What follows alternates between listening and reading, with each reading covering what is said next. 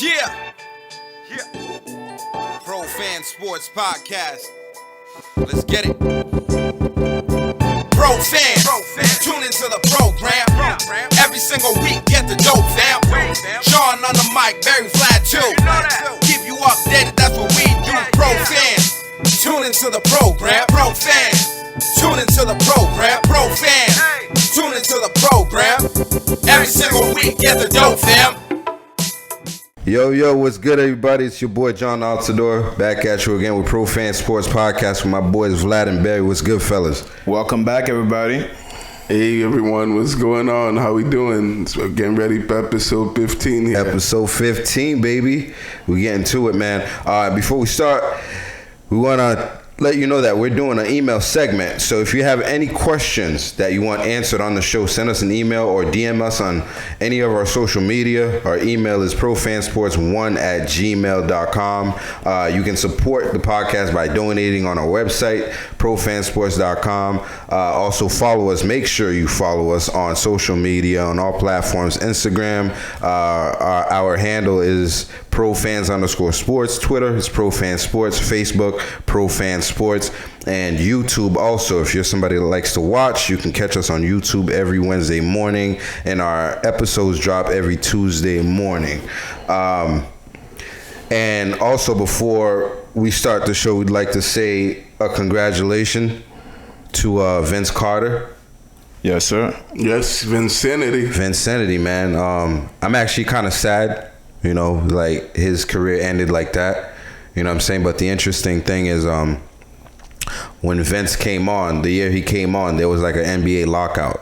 So it's kind of crazy. Right. You know what I'm saying? So I'm kind of sad for him because I'd like to see, him get, his roses after every game, like they started doing. He came to the Garden and got a piece of the parquet, which I don't know. Could we actually do better than give him a piece of the parquet? I love the piece of the parquet. Yeah? You don't like it? No, I'm just asking because, we got money, man. Like, do something. I don't know. That's pretty good, though. Piece of the parquet. A piece of the parquet doesn't have a money value to it. It has a history value to it. It does have a historic value. And the Celtics has one of the richest histories in NBA history. Right. You get a piece of the parquet, I don't know. It's pretty beautiful to me. It's special, absolutely. Okay, I mean, Kobe got the same thing too, right? Everybody, I think he got a piece of it. Yeah, I think everybody that's going to a famous career or Dirk got one, an accomplished career, they get one. Yeah. I don't know. You think they saved like a whole fucking court just to break a piece off and give to motherfuckers? My question is it? I hope it's not this parquet. I hope it's part of the old parquet. That's what I'm saying. Which one is it? Nah, I think it's the old one, and I mean it should be pretty big for them to give out to a lot of people. Okay. You know what I mean? Yeah. I mean that's good, man. But congratulations to Vince, man. He had one of the best careers. I wish he had got to get a ring, man. He did get a ring. No, he never won a ring. He didn't get a ring? No, he never won. He's one of the best that never got a ring, man. Won a championship. Yeah. When he was with Dallas, he didn't win a championship with them? Nah, that was after, bro. You sure? I think he came after. Yeah. Y'all sure? I don't think he was there for that championship run in 2011. The whole time I'm thinking, I'm about to be like, at least he got one championship. Nah.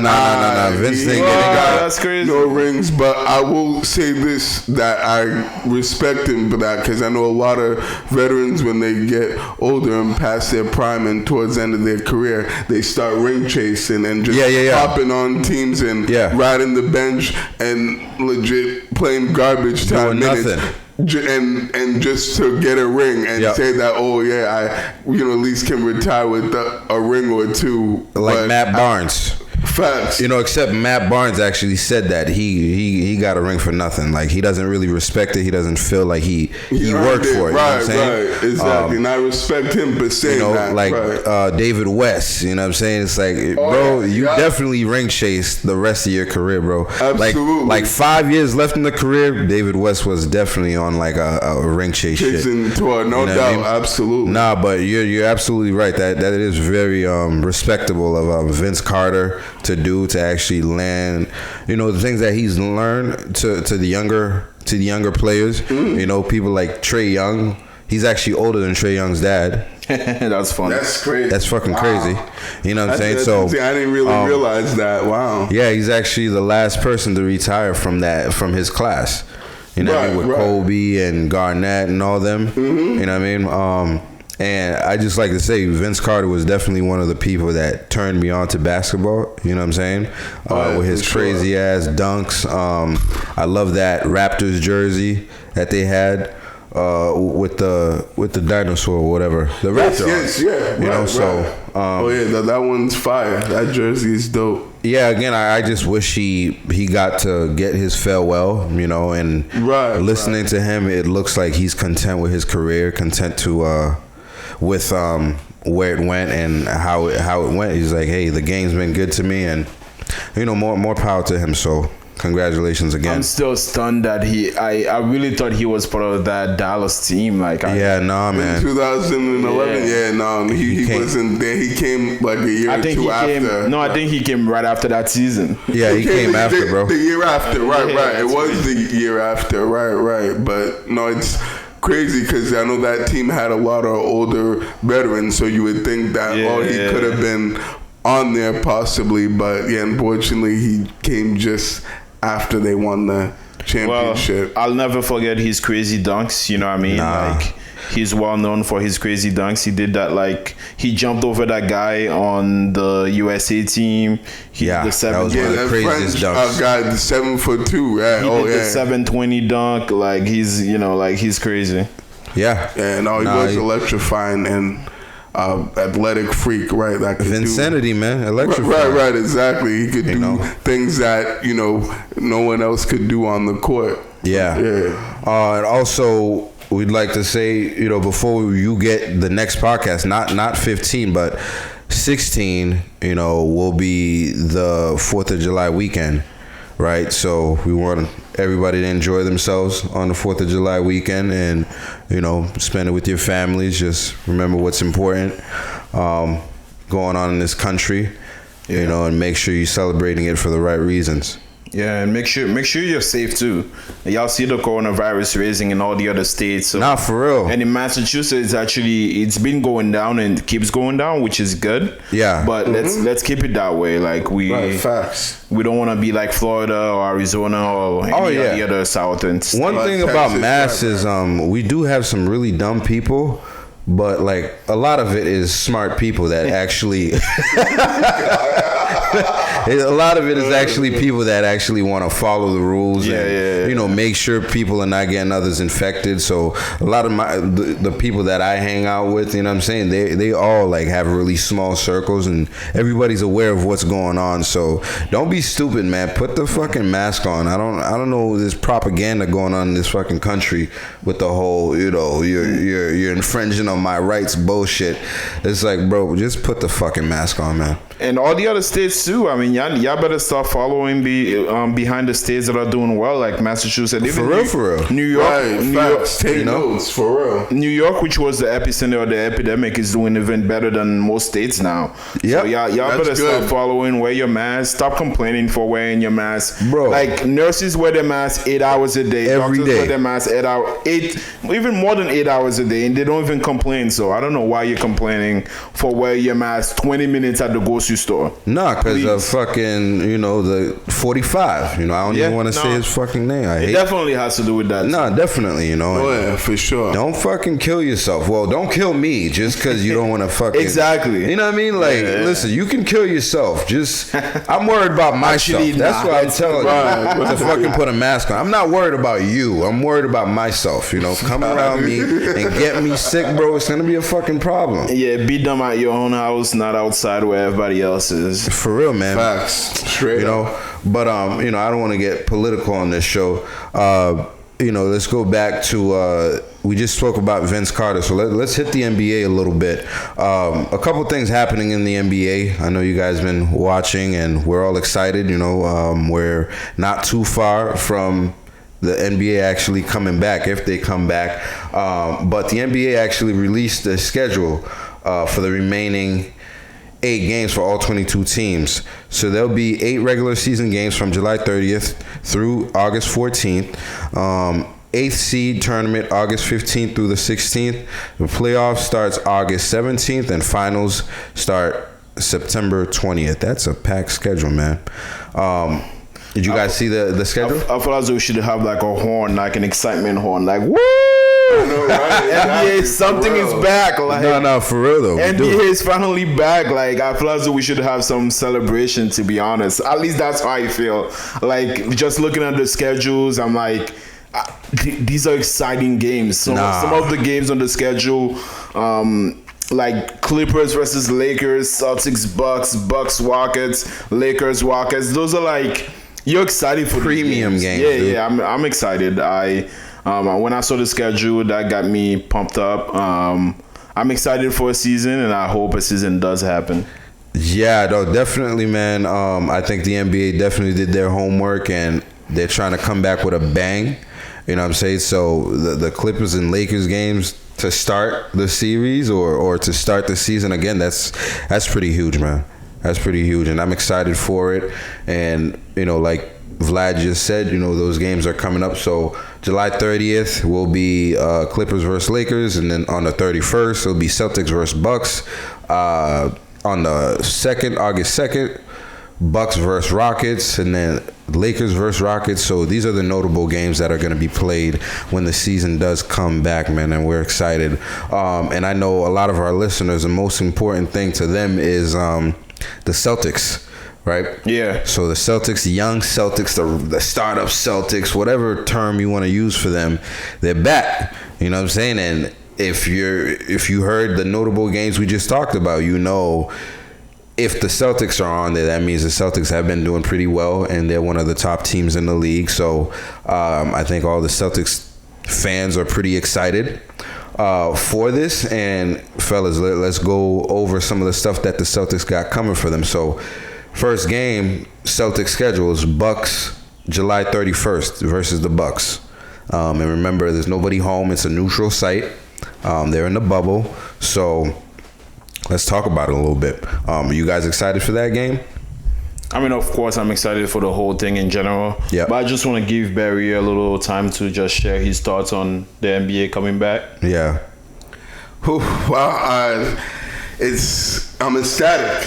This is definitely what I've been waiting for, as well as all the NBA fans and hoop heads that really follow the game of basketball. This is exactly what we've been wanting to happen, and we've been wanting to see for a while. So we're definitely grateful and blessed to have the NBA back. It's a very exciting schedule that the NBA has put together for all 22 teams that are going to be playing in the bubble, including our Boston Celtics.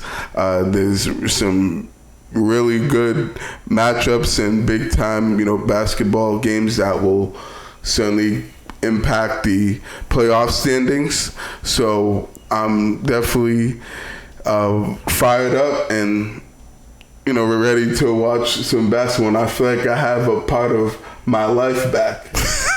In a sense, because a big part of that is actually, sitting down and watching these games. So when the NBA was suspended and taken away from us, I feel like a part of my life just went away like that. It was pretty sad and had a hole in my heart. So I'm very happy and I'll have a lot of joy that the NBA is. I think a lot of us felt the same way you have, especially if you're like a real sports fan. You know what I mean? Not having like any real sports back. At least for us, we've gotten to talk about it. You know what I'm saying? We're doing our research. We're actually in the shit. You know what I mean? But think about somebody that's not in our position. That's just like, sports is like what they got a fucking man cave. You know what I mean? They got their buddies that they usually gather up with. That it's probably torturous. You know what I'm saying? And when they come back from work, they're looking forward to sports. Oh my God. Right. And now people were sitting at home.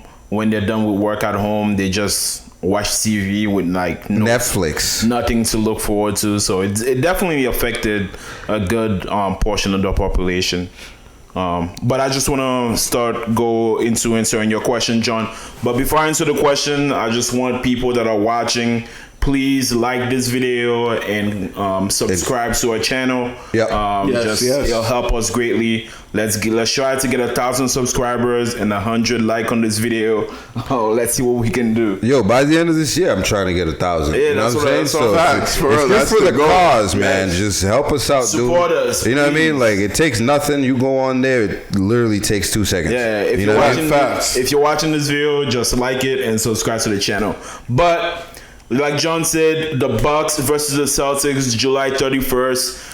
This will be the second day that the NBA will be back, and the second day there will be a Celtics game, a premier Celtics game, primetime Celtics Prime game. time. Well, yeah, right. You got Tatum, you got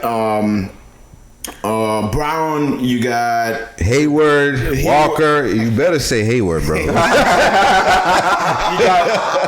got the Greek Freak, you got Bogdan's not coming back, is he?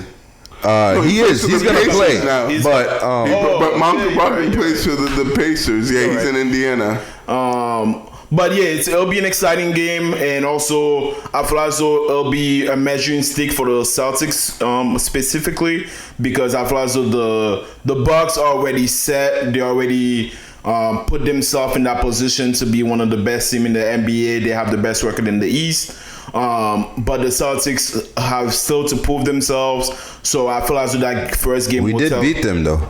We did beat them, but it's the Bucks. Like, nobody's betting on the Celtics. I get it. I'm just saying, you know. No, I agree with you, but I feel as though this game will be a measuring stick for us, as in, what can we do? What can we show? Now that it'll be the first game, so it'll be sloppy. I think there'll be a lot of sloppy basketball in the first couple Right, of for games. sure. Some rust will be there. A lot of missed layups. Yeah, not just missed layups, air balls. Air balls. boy. You know how weird it is to watch air balls on TV? Missed dunks, missed Oh, lobs. Right, especially NBA players airballing. Right. It's gonna be very sloppy, but nevertheless, I'm excited for it because it's such a big game. We'll see what it brings. I'm not gonna make a prediction on who wins and who loses yet. I'm just looking forward to it. Okay. Yeah. No, but my thing was I was asking you to predict. Do you know what I'm saying? Like, you want me to predict? yeah. So man. we could do that quickly. You know what I'm saying? It doesn't have to be like an extensive thing. I'll go so you quickly. can go down the list. Yeah, sure. Why not? All right. Well, we're gonna lose that game. Celtics lose that game. Okay, Barry, what do you say? July 31st, Bucks versus Celtics. We win or lose? Hate to agree with Vlad on this one, but I think we're gonna take the L. Yeah. Okay. I mean, in my mind, this is like a whole new season. You know what I'm saying? Like, because it's been so long since these guys have played. You know what I mean? And the time they got off during the coronavirus, sorry to cut you off, is usually the same time on the time they get off after the season is in over. the season, yeah. But it's actually a little longer, but around the exactly season. Longer? Yeah, it's been longer since Yeah, the that's suspension crazy, dude. On May 12th, March 12th, excuse me, to July 31st. That's actually a longer period of their off season. Yeah. No, this is gonna be real sloppy. You know what I'm saying? It will be, you're right, and that's why I think that they're probably gonna lose this first game, because you're right, there'll be a lot of rust and some ugly basketball that's gonna be played on by both teams. But I'd give the Bucks the slight edge in the first game. Wait, did the coronavirus hit Milwaukee hard? Do we know? I don't know. No? I'm not sure. I don't know. I'm basing my answers based on the coronavirus. Were these guys playing together, like earlier? Nah, I think I feel as though everybody in the NBA just been at home chilling. Just home. They just taking advantage. Yeah. I mean, I did see Giannis on a lot of TikToks and a lot of social media shit. Yeah. Yeah, he did. have a kid, right. Congrats to him though. I like the Greek Freak, man. But I'm gonna go with you guys. I take the Bucks, just because they had the stronger team all season, and I don't see why they would drop off so far. You know what I mean? Yeah. But that doesn't mean the Celtics can't beat them. No. So the next one, August 2nd versus the Blazers. I'm gonna take us versus the Blazers. I'm not sure quite yet why, but I just feel as though the Blazers were one of the teams that didn't want to come back. Yep. And I feel as though they're gonna come into the league, into the season, just not wanting to like do great. You know what I mean, I feel as though they're not gonna be motivated. So I'm gonna take us. Okay, Barry. Yeah, I'll take the Celtics on that one for sure. Okay. I think they'll win that game. Okay. Yeah, I think the Celtics just have a better team right now, to be honest with you. And, you know, Blazers have struggled all season. Even though they're getting players back, these players got to play and get back in the groove of things. They've been injured. You don't know how healthy they are, and you don't know how it's going to work. They got Mel on the team now. You know, there's minutes that's going to be divvied up and stuff like that. So I'm taking the Celtics. And then on August 4th, we got the Heats. The Heat. Oh man, that's gonna be a good game. I like the Heats. That's gonna be a good game. Like, Jimmy Butler is underrated. I think he hasn't accomplished anything. He hasn't won anything really. Yeah. But I think he's such a powerful player in the locker room. If you put him in the locker room surrounded by guys that are like playing hard, I feel as though he can bring that team almost anywhere. Not to like cut you off and stuff, but like just thinking about Jimmy Butler, he kind of like reminds me of the Save the Last Dance. You know how Michael used to get on dudes, and he's kind of like that. He's kind of asshole-ish, kind of like, if you're not working as hard as me, I don't fucking like you. You know what I'm saying? So I don't know. That just hit my mind. I had to say it. Yeah. Well, let me not make this long. I'm gonna take the Celtics. Okay. Barry? This is going to be a tough game because he do play hard. Not that they say the Celtics don't, but they're definitely the Heat led by Jimmy Butler. Are really gritty and tough, scrappy team. Take the Celtics. This will be a close one, but I think the Celtics will pull it out. Yep. Okay. Celtics versus Heats, August 4th. Make sure y'all tune in. I'm gonna take the Celtics too. I think by then, we'll get back in the groove of things, and we do have healthy guys now. This probably is gonna be one of the first times our starting 8 will be able to actually play like long minutes together. You know what I'm saying? Right. Them coming back together, and I'm sure they've got. If you're not healthy after all this shit, you know what I mean? Like, then I don't know. We should exactly. renegotiate your contract. You know what I'm saying? Seriously, so honestly. This is the one time if Gordon Hayward doesn't come back fucking blazing, we're gonna have a problem because you had 2 years now, and then a whole off season. I'm gonna make space for you guys to come in. The president of the Gordon Hader Club, right there. For real. But I'm gonna go with the Celtics though. August 5th, the very next day, we're going against a team we kind of hate right now because they got a player we really don't like, who's a former player, Kyrie Irving. Thankfully, he won't be down there in the fucking dome because he's ready to risk it all. Isn't that what he said? Isn't that what he said? I stopped listening to it. Me too, bro. I haven't been paying attention to anything that guy's saying lately. He said, I'm ready to risk it all. Like, I'm ready. It was like, bro, you get paid like $150 million a year. Shut the fuck up. Right. What are you risking exactly? But yeah, Nets and versus Celtics, August 5th. Who you got? I'm going to take the Celtics. We better beat the Nets. Yep, okay. Celtics in a blowout. Ooh. Wow. I like that actually. Oh yeah, I like that. They're 20-piecing them, running them off the floor. I hope so. The Nets don't even belong on the same court as the Celtics, so the Celtics better whoop that ass that game and I don't know. The Nets. I don't know if it's gonna be a blowout because the Nets are competitive. When they play without Kyrie, and they beat us last time, and they beat us. And they've beaten us this year. It doesn't mean we can't blow them out. Yeah. And it doesn't mean we don't have the better team either because we do currently. But I'm gonna pick the Celtics also because I think they're gonna come back wanting to display like their dominance and what they can really be because like we said, a lot of the players have been injured all year. So I'm picking the Celtics. And like you said, by now the Celtics will be, by that game they should be like better, acclimated back to each other. So I think yeah, they've played some ball. August 7th, 2 days later, playing the NBA champions, the Raptors, baby. Oh wow. Yeah, they've been on their thing this year. Oh yeah, for sure. They're no slouches. Right. No championship hangover for them. Yeah. Wow, that's a tough game. A lot of tough games, huh? I'm gonna take the Raptors. Okay. Ooh, it's a pretty big game. We're 3 games back of the Raptors for the second seed. We're still up for grabs. We can still get it. We would definitely need to win this game in order to have a chance to get that second seed for sure.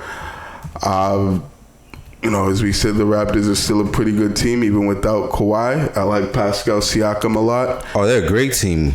Even without Kawhi, like last year when they played without him, they won majority of their games. Right. They still showed that they can ball and win, even without him in the lineup. Yeah. For sure. And they were resting him some of those games because of load management. But I'd say we win this game. Yeah? It's a really big, important game for the Celtics. Probably, I'd say their biggest game left of the schedule. So I'd say we find a way to pull this one out barely, though, because it'll be a really close game between these two. But I think the Celtics, will grind this one out and find a way to win. Okay. I think I'm gonna lean towards the Celtics losing this one. I just think the Raptors have really good chemistry and they know how to play with each other. They coming off the championship. They've done really well this year. So I'm gonna take them.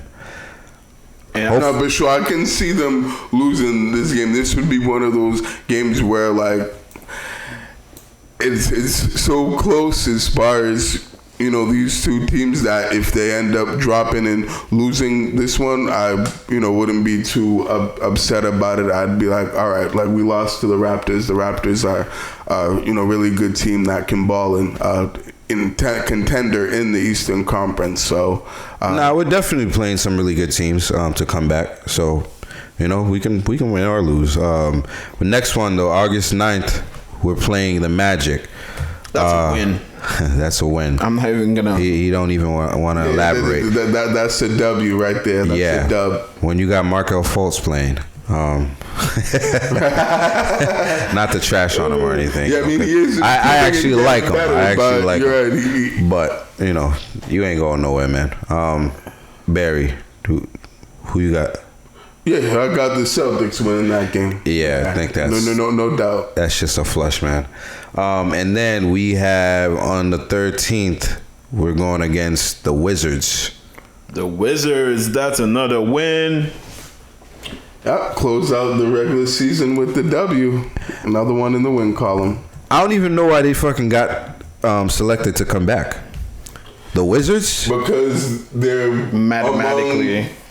They're among the top 9 teams, and they're within 6 games of, believe that 8th seed. So within 6 games? Yeah, exactly. If you're within 6 games or less of that 8th seed, you got invited to Orlando. That was the NBA's ruling thing of having the teams play. Yeah, exactly.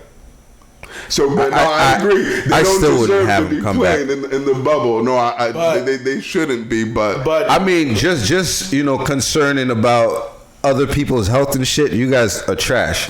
Just No, but like, just stay home. Like, don't even come to Orlando.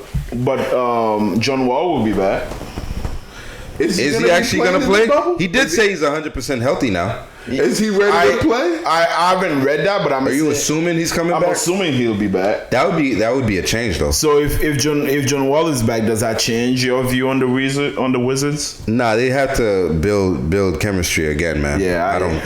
The It's been guy's so missed long like a since year, he's dude. played, right? You know what It's I mean? been at least a year He's since. Gordon Hayward right now. You know what I mean? You need some time. Worse, like You think worse I than mean, obviously John Wall is not worse. I'm saying in terms of like, I think you can make an argument. no, in terms of somebody that's got paid and barely played any games. Yeah. You know what I mean? He's like worse than the impact that he's had on his team is worse than the impact that Gordon Hayward has had on his team. That's true because he hasn't been playing because of injuries, but he has had some pretty bad luck in terms of But I was injuries. I was taking some notes while you guys were listing the games. Yeah. It looks like I have the Celtics going 5-3. Yeah. Barry has them going 5-3. No, Barry has them going 6-2. Barry has them 6-2, going yeah. 6-2, and John has them going 6-2 as well. Okay. Yeah, I think Barry and I were more on the optimistic side of things. You know what I'm saying? Yeah, no, but sure. I Yeah. don't know. I'm always, you know what I mean? Like, I feel like our teams usually overachieve sometimes, especially the Celtics at times. Other than when they had that point guard that was sinking us. Yeah, that guy. It was the one time our team didn't keep going up in the standings. Sorry, let me correct that. So right here, I only have 7 games on the schedule. I think there's one extra game that they haven't decided the date. They haven't on. decided the date for? Yeah, so Okay. I'm sorry. So it's we all have them going 5-2. 5-2? Yeah. Okay. All right. Yeah. Well, that's good. I'm glad you're on board with us. At least. Yeah, that's true. Well, I guess we are on the same Actually, page. no. I don't know why I'm fucking up. But boy. so I have them going 5-7, 5-2, 5-2. Barry has them going 6-1. Ooh. And you have them going 5-2 as well. 5-2 with you? Yeah. Okay. I mean, I don't think that's bad at all. I it's not take bad. that. You know what I'm saying? Yeah. Yeah, no, that's great. I mean, I guess we really have high expectations of this team, and we expect them to Oh, I play really, have really high well. expectation of them. Like, for sure. Like, No, as we should. Absolutely. No, I'm definitely agreeing with that. That the expectation should be high. That bar and the standards should be high for the Celtics. We should expect them to do really well and do great things and show that they're a dominant team and can be a finals contender without question. That should be, what we expect from this team coming out of the gate. I don't know. I say chip or bust, man. That's what I'm saying. Wow, You don't have to chip or bust. chip or bust. You know what I mean? Like, listen, man. I don't know. Wow, even with the teams that are Listen, ahead of them with been- all the great teams. We've been to the Eastern Conference Finals before. Okay, I just feel like Brad Stevens, you need to take this team over the hump and get it there. You know what I mean? In my opinion, and we've beaten all the good teams so far this year. So, like, in my head, we can do this.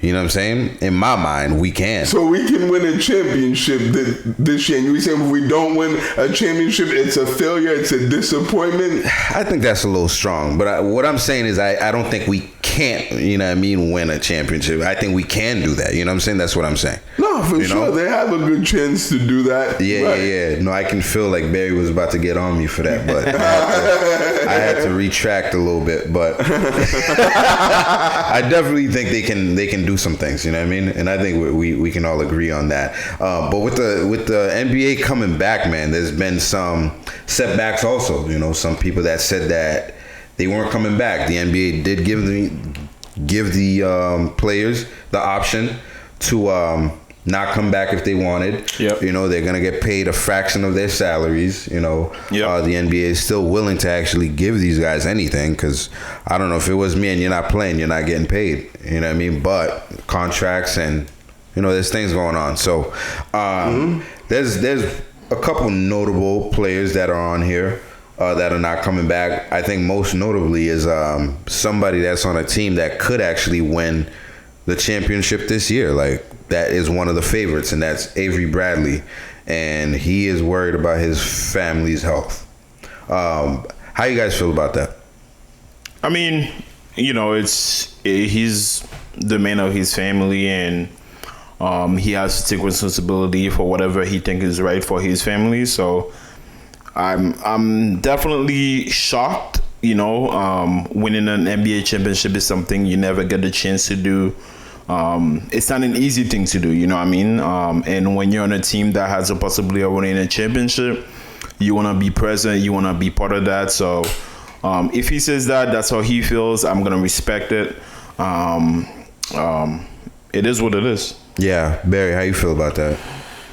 Yeah, not too surprised about it, because I know he was one of the players that were more vocal about sitting out this season and not playing. Yeah, because he had that collision statement with Kyrie. That's what I was just gonna say. He was listening to fucking Kyrie. That's what happened. Yeah, and he came out with that statement too, with him about how they don't think they should play, and how they think that they should, you know, that they should have the season you know, canceled, and that the guys should focus more on, you know, social justice and, you know, the issues that are going on in the country, and the movement that is going on with the Black Lives Matter. So I thought that was because of that. I actually wasn't aware that it was actually because of his family's health. I mean, I can respect that. Yeah. More for sure. Yeah.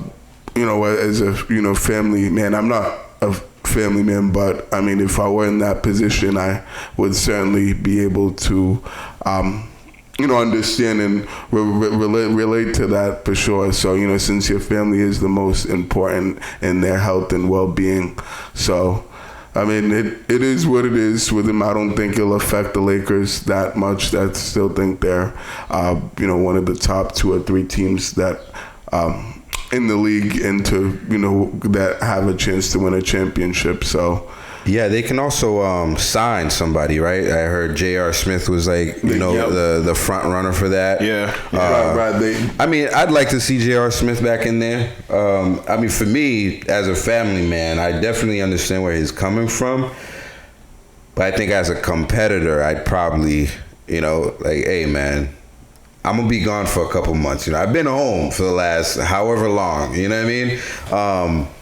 I don't know. To me, I'd go out there and try. Well, for him, it's not about like being there for his family. It's about him bringing the disease back to his family potentially. Yeah, quarantine yourself. I mean, you know what I mean? Like, play the season, and it's not a long season because it's gonna be done by the end of September, right? October. By October? October 12th is the day for Game 7 of the finals, if it gets to Game 7. Okay, so that's August, September, October. That's 3 months. Well, I just think I understand what you mean. That's what I was saying too. As a competitor, I get a chance to win the NBA Finals. It's gonna be pretty hard to keep me out of there. But I think I'm pretty sure every NBA player is signing a disclaimer saying, hey, if you get the coronavirus, you can sue the league. So I'm sure he just doesn't want to go through that. Listen, man, I think he came out with that statement with Kyrie. He did. And then now he can't really backtrack and just go play the game. That's what I think. You know what I mean? So that's part of it. I'm interesting to hear what Dwight Howard has to say, because he was the one that he was one of the people that came out was, so now you're going to go play or you're going to stay out? Even though you're one of the, a big piece of the team. Yeah, you know what I'm saying? When I was looking at some of the players that weren't coming back, I thought I was gonna saw Dwight Howard's name on there, but I didn't see it. I was like, yeah. Now you're retracting. You're retracting all you were saying, like. Right. I was shocked and appalled the fact that he's not on this list. And after all that, he was talking about how he doesn't think the league should come back and that, he thinks guys should sit out and protest and stuff like. Now you're gonna suit up.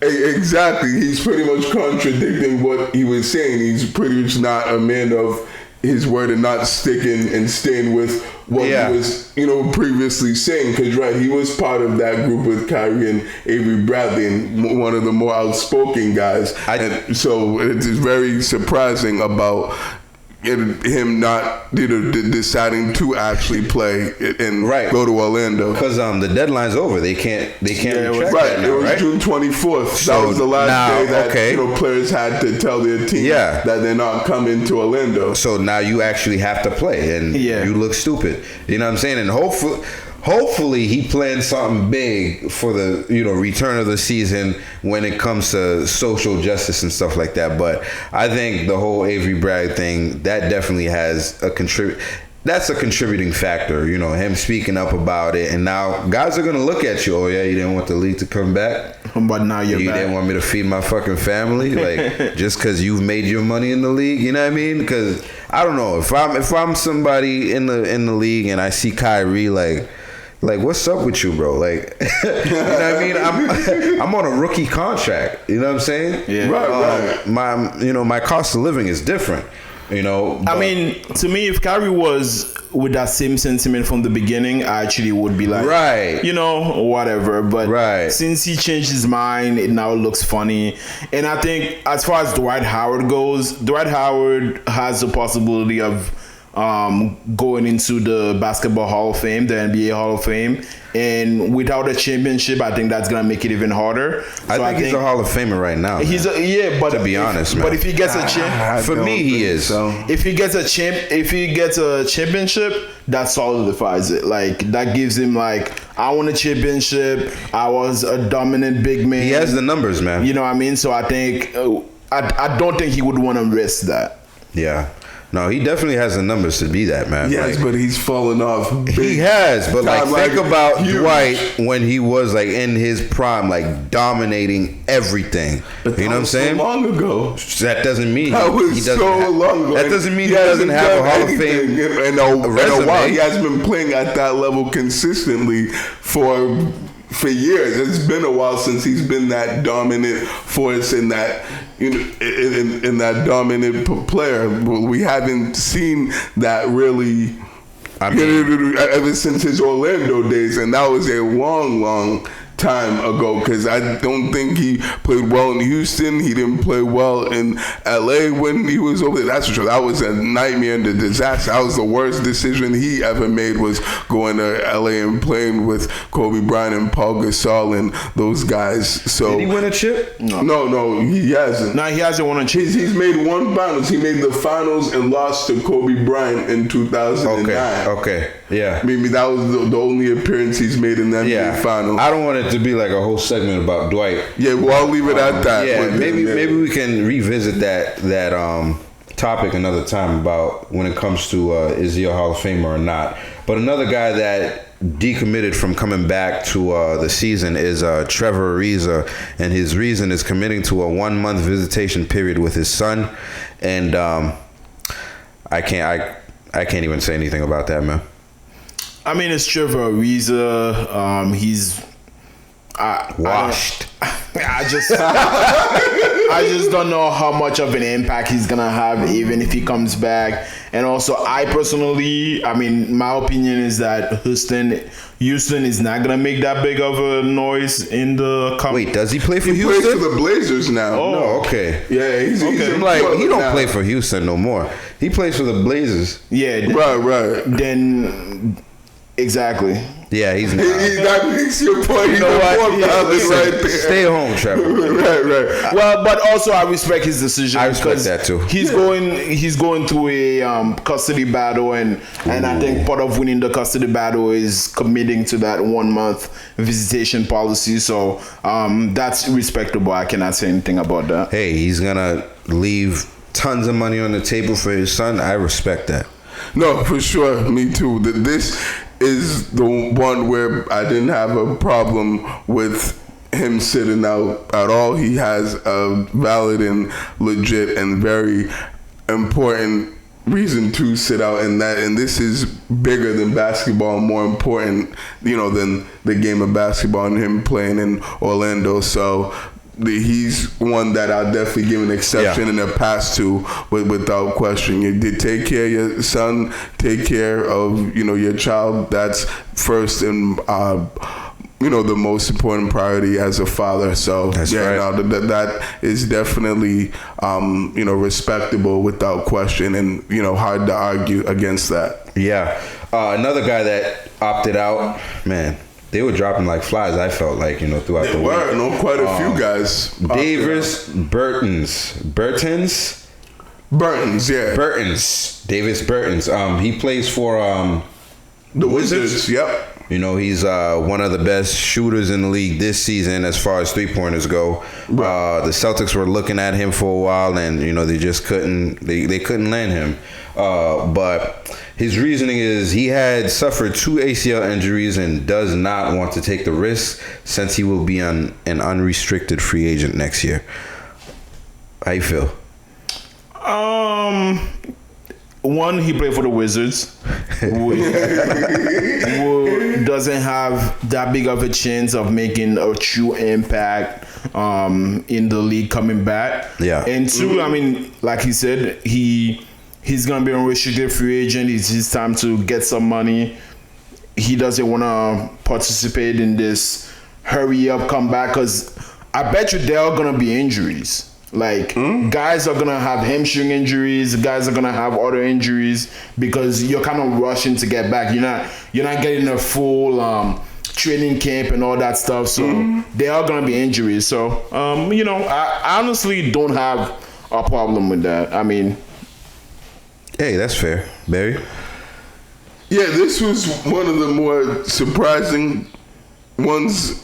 The guys that had come out and said that they're going to sit out. He felt like he could have used these games to, prove himself and to prove to all the teams out there that are interested in him that he is worth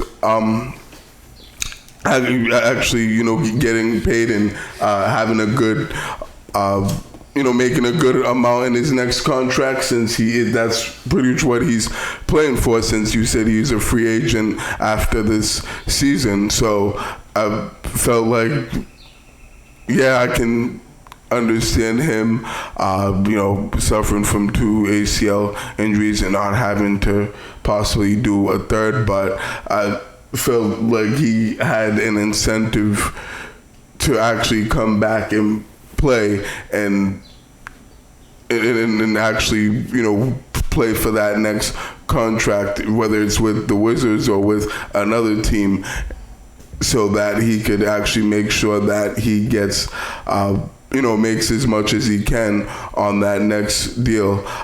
So it is what it is with him. Guess he didn't think that it was worth it, but I honestly, disagree with him on that one. No, I completely agree with Barry, actually. I think, given the amount of teams that got called to come back, it's not that many teams, right? Mm-hmm. So now you're going to get even more eyes on you. Mm-hmm. All the other teams that are sitting at home are looking for guys that can make their team better. That's another reason. And like you said, showcasing your talents, you know what I'm saying? Right. And one thing I really don't like, I don't like players playing scared. You know what I'm saying? That's when injuries does happen. You know what I mean? Like, you can't go, like, bro, I understand it. About that when you're playing on exactly. the court. Exactly. I understand it. You've had two ACL injuries. Like, trust me, the teams already know this. You know what I'm Right. saying? Like They're it's more not, than it's not aware like of it. Right. they don't know that you suffered 2 ACL injuries. They know that already. Of You know course, what I'm saying? you have all your medical So, history, right? I don't know how you gonna interview for the team next year. You know what I'm saying? And Exactly. Well, they're to gonna me- have. I think they're gonna have to base it on the regular season. on the regular season, and it's like. I think it's not that he's playing scared. To me, at least I feel as though it's like, I'm rushing to come back. I'm already injury prone. I'm most likely one of the guys to get injured if I come back into this rush situation. I get it. I'm just not a fan of guys playing scared or like thinking about like injuries as a pro athlete, because I feel like that's how injuries happen when you're trying to compensate for other things or like not trying to get injured so you can get your next contract and then boom. You know what I'm saying? Yeah. I feel like that's what happens. Hey, it is what it is, He had the option to not come back, and he chose not to come back, so we can't really be mad at the guy. Another Right, person, exactly. I think we can all agree, he has a really good reason for what he's doing. Willie Cauley-Stein, he's expecting a baby. Yeah, I think it's similar to Trevor Ariza? Yeah. Trevor Ariza and everybody to as far as like protecting their family and not wanting to bring the disease back home. Yeah. So can't really. I'm not here to judge any of those guys. Right. He has to do what he has to do for his family.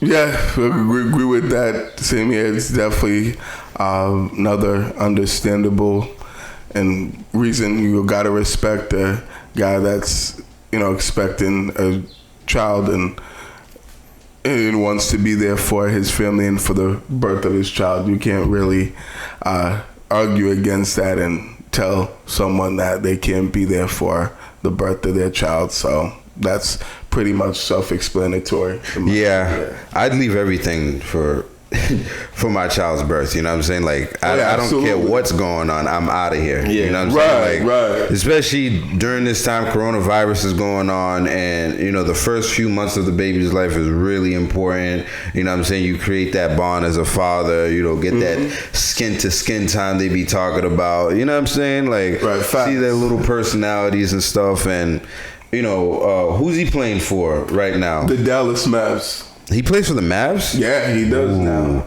Yeah, that means something, but at the same time, I think, having your baby and making sure that you're there for them is more important, man. And I think, just like any other job, if you had a baby, you can take the freaking time off to go take care of your baby. Paternity leave, exactly. Right.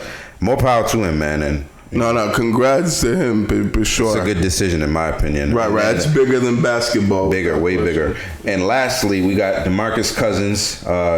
He is rehabbing for the 2020-21 season. And, if you know this guy's history, I don't think any of us will argue with not coming back this season.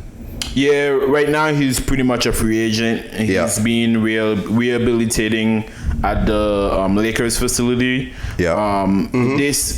There are rumors out there that he might change his mind, but I believe the 24th has passed. I don't know if that's gonna change his status because he was a free agent, but we'll see if he comes back on that. It's probably not in his best interest to come back. Probably it's in his best interest to rehab, get better, and get ready for the next season. Yeah, I would definitely agree with that for sure. That's one of those other guys that I didn't really have a problem and an issue with him sitting out. I know he's gone through multiple injuries, in the past few years, and has, particularly with the Achilles injury. So I think it's honestly the right thing for him to do is to, sit out and continue to rehab his body, get his body right, continue to, keep working on his game and improving his health, so that when he does come back, he comes back at 100%, and he's ready to play at a high level for whichever team does decide to re-sign him, since he's a free agent. So this one is actually, I do agree with DeMarcus Cousins that he made the right decision to sit out the rest of the season. No, I agree also. I mean, I kind of think of DeMarcus Cousins kind of like Kevin Durant's decision not to come back too. It was like, don't they have the same injuries, like the Achilles? Right, yeah. Towards the Achilles as well. Yeah, and DeMarcus is heavier, and he needs his lower body because he has to be in the middle banging with the big guys and stuff like that. So, yeah, absolutely. I mean, I'd take as much time as I could if I was him. I think for him, this could be like a blessing because people were treating him like the freaking plague, man. Nobody wanted to give this guy a contract because of the injuries, right. And can you imagine if he had to come back during the season last year? I feel like that would be a detriment to himself. And, I mean, speaking of DeMarcus Cousins, he's been linked with the Celtics a lot. Would you guys like DeMarcus Cousins on the team? Yeah, I think that time has passed. I did hear rumors about him, and I did hear that Brad Stevens didn't want him on the team just because they weren't sure if he could manage such a I guess, I don't know, trouble attitude or whatever people want to... Sporadic guy. Yeah, whatever you want to say about... Bad energy. Yeah. Team chemistry. Destroyer. Yeah, cancer, right. As of right now, I don't really have a strong opinion about that, but I think right now, the team is building. Let's see what that looks like. We have the Time Lord. Let's see what he looks like. Hold the Time Lord. Hopefully he can stay on the court for more than 2 games. Right, for real. Fucking but guy. I rather look forward to that than bringing somebody else in. Okay. Yeah, I'd agree with that. I don't think now's the time to be bringing a guy like that in. But right now, kind of, want to see what... Not like right now. I'm talking about off season. Would you want to look at him? That's what I meant. I didn't mean for him to come in. Right at this moment. No, not for him to come in because he already opted out for the season, so he can't come back. Right. But and for next year, you think he'd be somebody we should take a look at? Would he even want to be here? I don't know. I mean, yeah, they could. Possibly. I mean, I wouldn't mind it. I mean, as we know, the clear biggest weakness of the Celtics is their front court depth and their lack of size. Yeah. In that they have most of their bigs are undersized and having to play out of position. So, I mean, it would depend on how he looks. If he's able to get his body right and he's can show that he can still play at a high level and still be productive and can contribute, then I mean I don't see why they shouldn't give him like a 1-year deal or give him a chance to or at least take a look. Right. Prove-it deal. Exactly. Yeah. You give him an opportunity to come in and prove himself and see what he can do and see if he can still play. So I mean that's something that if the Celtics wanted to look at that, that wouldn't bother me at all. Yeah, I mean I hear the whole criticism about Brad Stevens not being able to, it's like, when is that going to change?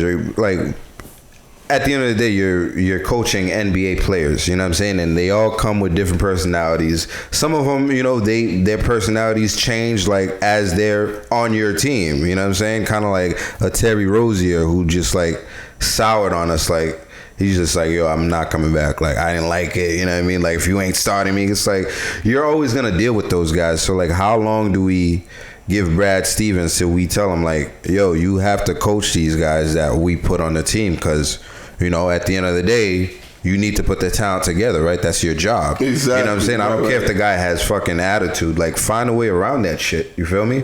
But that's part of being a coach, like you said. That's it. Managing attitude. Personalities. Yeah. Right. I'm I don't know how long we're gonna keep using that. So we're gonna stay away from every real star out there because we don't want them to clash with Brad Stevens? Like, are we always gonna, settle for like the I don't know, the lesser talent because we want Brad Stevens to like pull shit out of him? I think, John, let me say this, that you bring up a good point.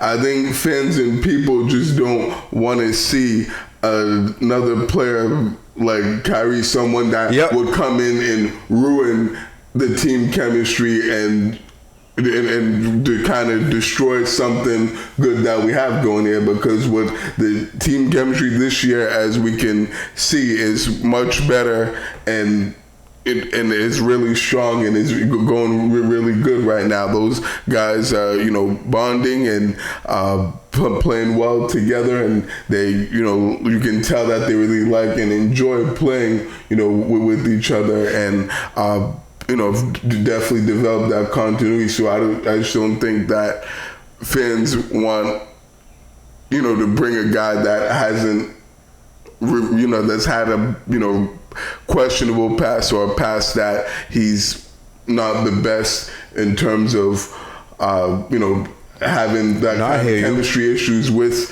his teammates and not being a really good teammate towards other guys in the locker room. They don't want to see, a guy like that come in and, we'll pretty much fuck that all up, because we saw a couple of years ago, that just one person like that could fuck it all up. Exactly. No, I hear what you're saying. I hear what you're saying, but I just think that it's part of the coach's job to like regulate that shit. You know what I'm saying? Like, you gotta bring your team together, and I feel like Brad Stevens, from what I've read, his motto is let the players like build that. You know what I'm saying? It's like, well, this is your team. You got to take charge.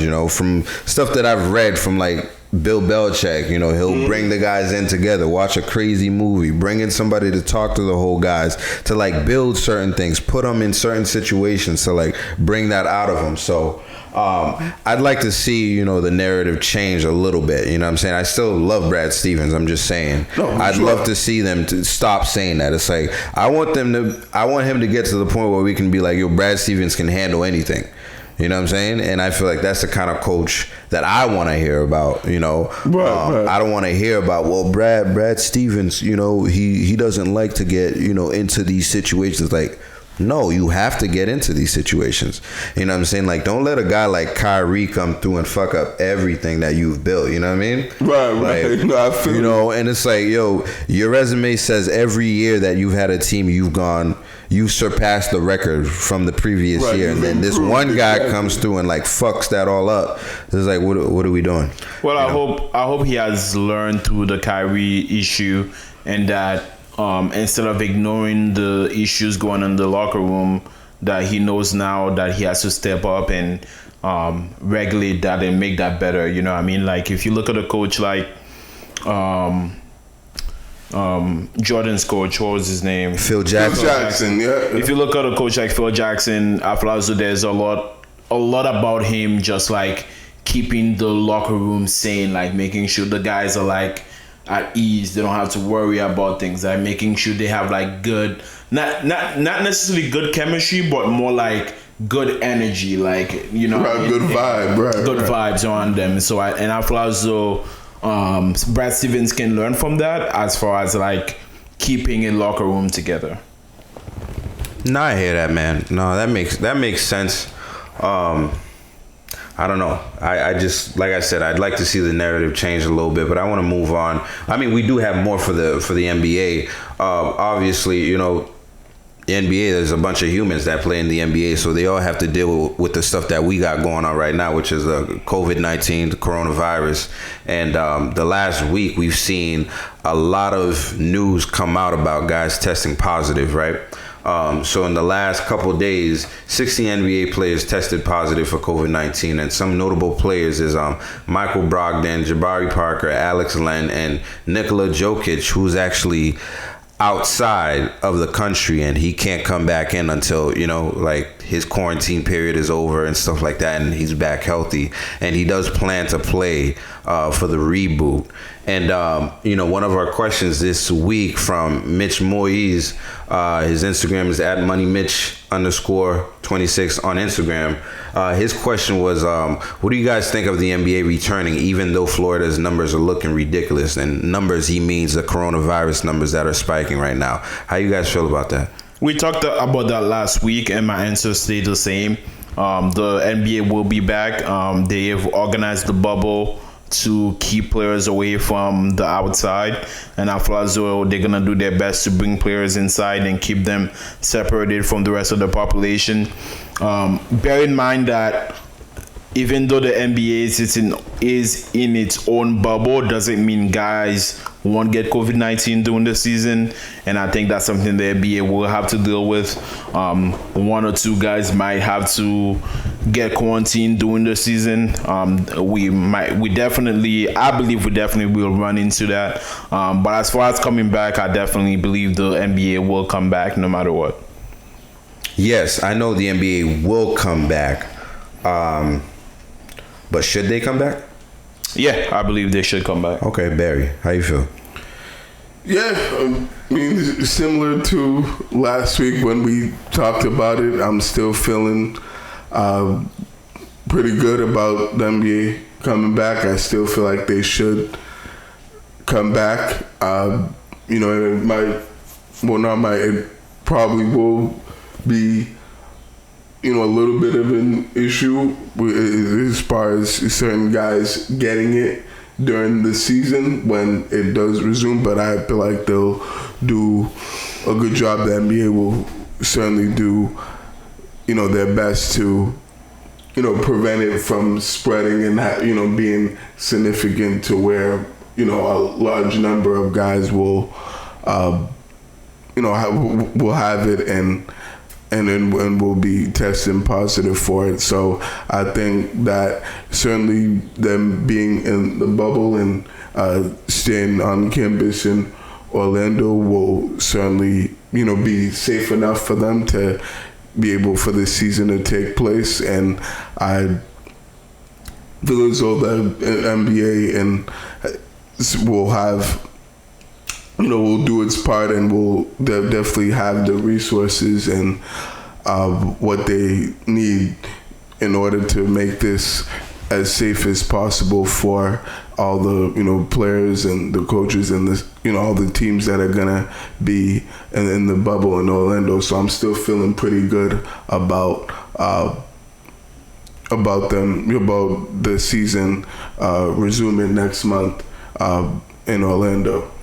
Yeah, I mean, when the numbers came out for Florida and how, they're breaking records and stuff like that, it definitely makes me think twice about the NBA coming back. And then the players testing positive, and they put out basically the number. They said like 16 players tested positive, and to me that was like, yo, what the fuck? You know what I mean? But then I heard it was like 16 players out of like 200 and something of them. Out of 302. 302? So only like 5%. Yeah, so like that's not a lot of players, you know what I'm saying? And those players still plan on playing, and they are, well, other than Jabari Parker, who was seen like playing tennis outside after, testing positive for corona. I think all the players are doing their due diligence to like get themselves healthy and get themselves back out there.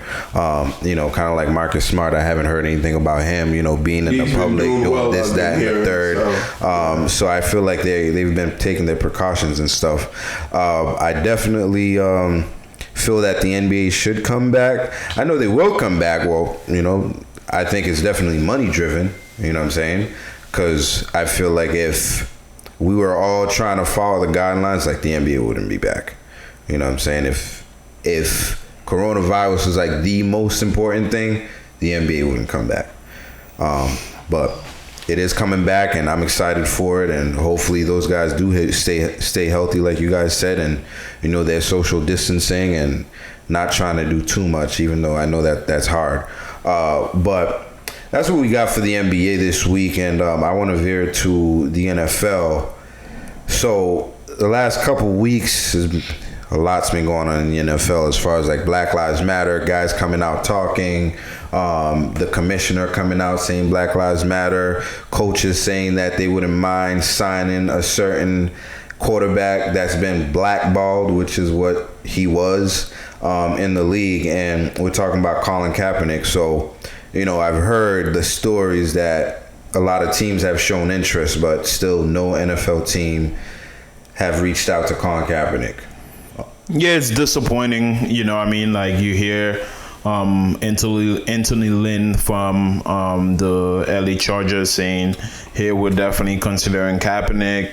And you just hear rumbling toward the NFL about he should come back. The commissioner saying, yeah. Well, Anthony said they would consider him for their workout list. It wasn't like, we're going to sign him. Which I feel like that, we got to consider the language he's using there. What the fuck is the workout list? That's what I said. I said he came out and said he's considering him.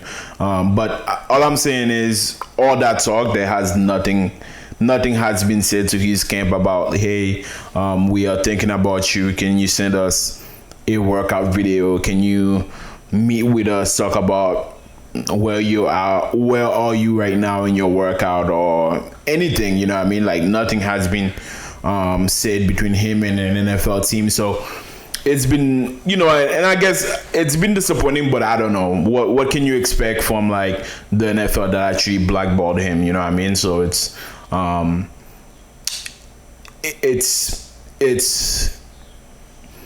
don't know if there's anything to say, but that's who the NFL is. Like they put this face that they want to get things right, but they don't necessarily want to do it. Black's the new green, baby. That's right. For me, is you guys know that this is just all talk. To talk is cheap. Like all these teams are saying that they're interested in him and that they're taking a look at him. Or I even heard this one that there's a growing interest in teams are now gathering more information about Colin Kaepernick and imagine that. They're gathering more information. Where can we get more information? I wonder where we can get more information, guys. I know, for real. I know that sounds pretty crazy. It's laughable to say the least, right? But we're hearing all this talk, but like we said, no action, no team actually, talking to him, reaching out to him or saying that we'll bring him in for a workout, bring him in for a visit. I know probably teams can't do that just yet, but they can still contact him and still, ask for either, videos of him working out, or they can, actually have him signed and bring him into camp and, give him a chance to see how he does in camp and see if he can actually be able to make the team. We still have yet to see that. So to me, all this talk isn't meaning anything until somebody signs the guy or at least gives him an opportunity to come in and work out and actually give him a chance to prove himself and that he can play in this league and that until he's on an NFL roster, I won't believe all this talk that I'm hearing about teams being interested in signing him. To me, it's just a bunch of bullshit, honestly. No, I feel you, man. I think it'd be so easy just to get him in on a workout, man. You don't even have to sign him, but you can't even call him for a workout, bro. You can't have him. I mean, has anybody even been do the workout and bring guys in for visits due to the pandemic that we're going not through? Even a Zoom workout? Bro, you know what I'm saying? There's so much shit they could set up if they wanted to, man. You know what I'm saying? And, not for nothing, these teams, they leak out their own stories, to the beat writers and stuff that, just to keep the fans interested. If anybody had called Colin Kaepernick, we'd all know it by now. You know what I'm saying? So, I think it's definitely like Vlad said, they're showing their true colors. It's a disappointment. And, I don't know. I don't know if they're gonna miss their window of actually getting him, because now if I'm him, I'm thinking Now, if I go back, do I look like a sucker? You know what I'm saying? Like, after all that shit, you feel me? So I think that's something he needs to think about. Another quarterback that's... Quick question, just kind of a follow-up question. How you guys feeling about the actual chances of Colin Kaepernick being signed on an NFL team? Do you still think it's pretty good, or do you think it's not good at all and not going to happen? How do you guys feel about that as of right now? I mean, talking about that, the next point John was going to bring up was Cam Newton. Cam Newton is a, MVP winning MVP quarterback. Quarterback, yeah. He won an MVP in 2015, right? Correct. Playing quarterback. Right. And he made it to a Super Bowl, and he's still out there. So I'm guessing if Cam Newton is still out there, right, and no team have reached out to him, who's gonna really reach out to Colin Kaepernick, who's been out of football for 4 years? No, you do have a fair point. That's a valid point. And it's sad. Like, it to me, it's unfortunate. Right. Very unfortunate. Kim Newton is a good quarterback. Like, Kim Newton can actually help teams out there. Yeah. Like, Kim Newton can help Chicago. Listen, I feel like, there are players that as soon as they get injured, like, there's like this smear campaign against them, exactly, and then it leaves them off the market, and I'm like how the Jaguars can use Cam Newton right now? Like, are you absolutely telling me Gardner Minshew? Like, get the fuck out of here, bro! And gives you the best chance to win football games. Right. It's ridiculous. I think you're completely right about the smear campaign. There was already a smear campaign when he was an MVP winning quarterback, right? Yep. Like, why is he dabbing? Why is he running? They hate that. You know why, what I mean? Why is he wearing those weird hats? Who gives a fuck, bro? Like, why don't you? If he was a white quarterback, you would have focused on his play. You wouldn't be talking so much about why is he doing this. He's enjoying the game. He's playing well. He's enjoying the game. He's not causing any trouble. He doesn't have any off-field issues that, like, you can really, like, say he's a bad guy or something like that. Because he's a black quarterback and he's a little bit, like, showing off, it's an issue. You know what I mean? And so that smear campaign begun when he was a really good quarterback. Now that he's injured and he hasn't played, he didn't play last year. So now the smear campaign is definitely on. Like, there's definitely, I don't know if it's blackballed, but it almost feels as though he's being blackballed. Yeah, no, I definitely... Man, I don't know if how he went out is, like, contributing to this situation. With him versus the Panthers, when Cam Newton left, the way he left. Not to, like, skip your question, because I'm still going to answer your question. You know how when he left, he's like, no, damn well I didn't ask for this. You guys asked for this, you know what I'm saying? And you know how teams like their quarterbacks politically correct and, not saying too much in the media because they have a lot of influence, you know what I'm saying? I wonder if it's kind of like the same thing as Kaepernick. Oh, is he going to get too much attention for this or that and the third? I don't know. But as far as Colin Kaepernick, I'm with you, man. Like, how Cam Newton's still on the market, I don't understand. I don't see how. I mean, I can definitely see how he can get signed. If Anthony Lynn is not just talking shit, sign him. You know what I mean? But I can definitely see him going to the Jaguars, which I think is, I don't know, not great odds to happen just because Florida's so fucking racist. You know what I mean? Against certain things. It's like Trump country, dude. Right. You know what I'm saying? May not be the best situation for him, a place to be in. Yeah. Right now, right. But I feel like their owner just needs to do, like, the right stuff, man. Like, as a minority person, dude. That's the problem. The fact that we're talking about how racism can play a role in... For real. That's what we're trying to change. And getting a job, that's like a big problem. Like, I mean... and I bet you, like, other people that are hearing this podcast right now, they're probably like, racism? You think this has something to do with... you know what I mean? They're thinking that, bro. Like, really? Absolutely. Oh, the race card. Yeah, and it's not about the race card. It's that Cam Newton doesn't have a job right now. For real, think about that. Nick Foles has a job right now, and you tell me Cam Newton doesn't have a job right now? Nick Foles has a job. Are you kidding Joe me? Flacco has a Like, job. Joe Flacco has a job right now, but Cam Newton doesn't have a job. I'm telling you, man. I can't wait for him. Robert Griffin III. Has a job right now. The worst quarterback slider in the history of the game.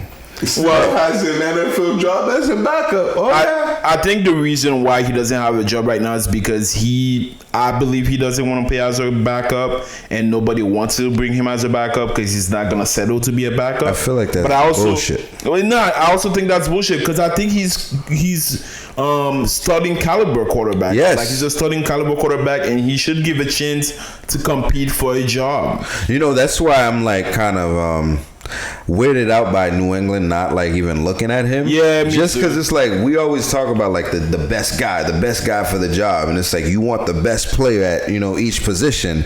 Then why wouldn't you bring him on? Like even if you do have somebody you feel like is going to be the starter, why would you be scared? Of them? I don't know. They don't want to shake his confidence. Well, if you're gonna be shaken because of another, if you're gonna be shaken because of another guy's in camp with you, I don't want that, man. Like, what do we? Rookie, I don't give a damn. He's still a rookie. I don't give a damn. You don't want to do that to this kid right off. Listen, This is his first camp actually competing for a starting job. Listen, you don't want to do that to this He played kid. with Tom Brady last year.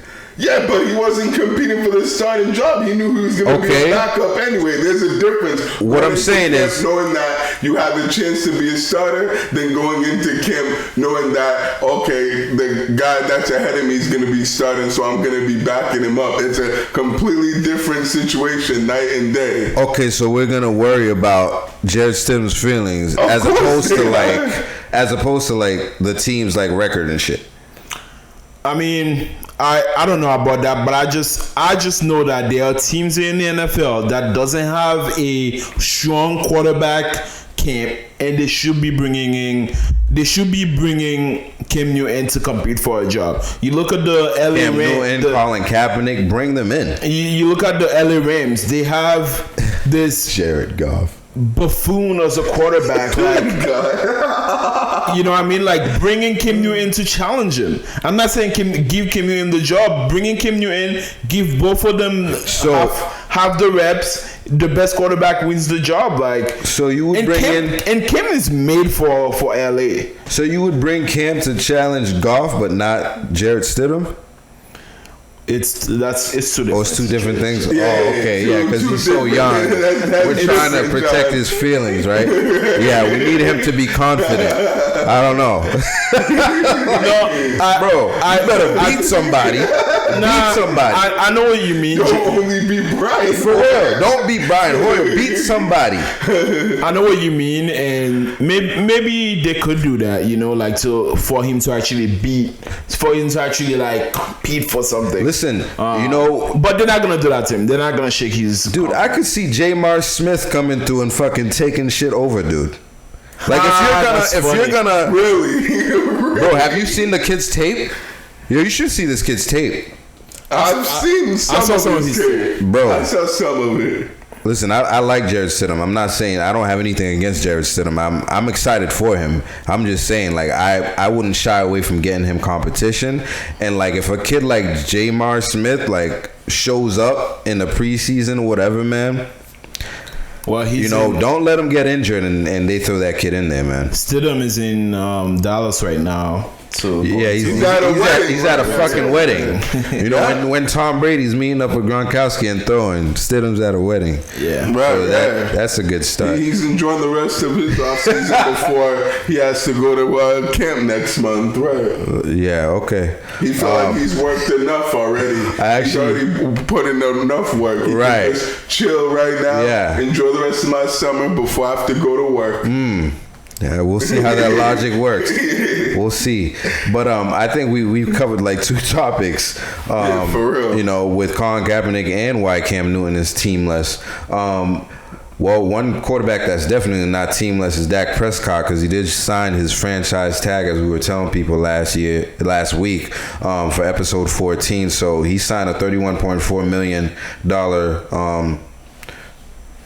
franchise tag. So you know he's staying with the Cowboys. Of course, we all knew that, but his pockets are gonna look a little hefty, you know, this year.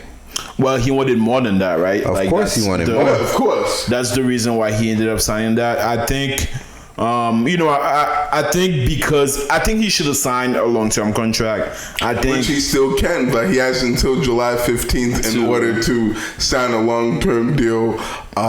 You know, with the Cowboys, at least for this season, or else it won't be until after the season. I feel as though signing a contract for between 30 and 35 million a year is what's worth it for Dak. I don't think anything above that is what he deserves. To me, I like Dak. I like his prospect and. But he has to feed his family. What?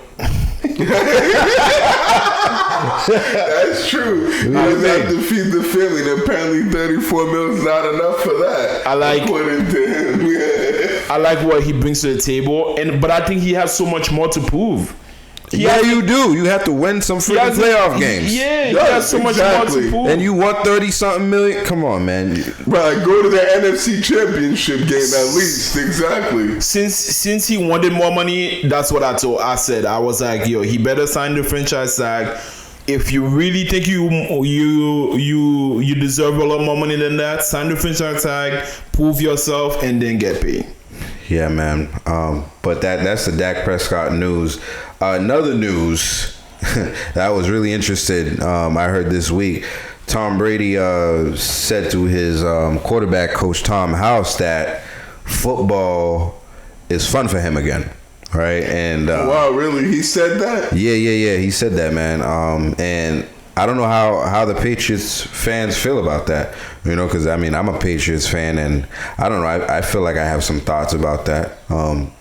You know, but I want to hear Vlad. I mean, it definitely doesn't sit well with me. It definitely doesn't sit well with me that both Tom Brady and Rob Gronkowski are having fun again, whatever the hell that means. You wasn't having fun making 30-something mil? Like, come on. I mean, not only making 30-something mil, but winning multiple championship. I feel as though you play this game to win championship. Not that you don't play this game to have fun. You play this game to have fun, but the fun is in the winning. Yep. How much fun do you think somebody would have had if he was losing in New England or anywhere? You know what I'm trying to say? So yeah. I definitely take a little bit of an offense to that. I feel as though he's going into this like I'm gonna show my ex teammate or my ex team that I'm having fun now. This is the fun I've been wanting to have. But the fun really is in the winning, and Brady knows that. So I'm really surprised that he's going through this I'm having fun now kind of period. Because to be honest, the fun is in the winning. No matter how much fun your coach is, if we're all losing, we're all in a bad mood. That's right. Not facts. No, I mean, I was definitely surprised about the, comment that he told his QB coach that he was having more fun now in Tampa Bay. I knew that he wasn't completely happy here the last couple of years, particularly last year. And even remember there was a report saying that he almost walked out and left the team during camp last year just because he was so pissed off. For real?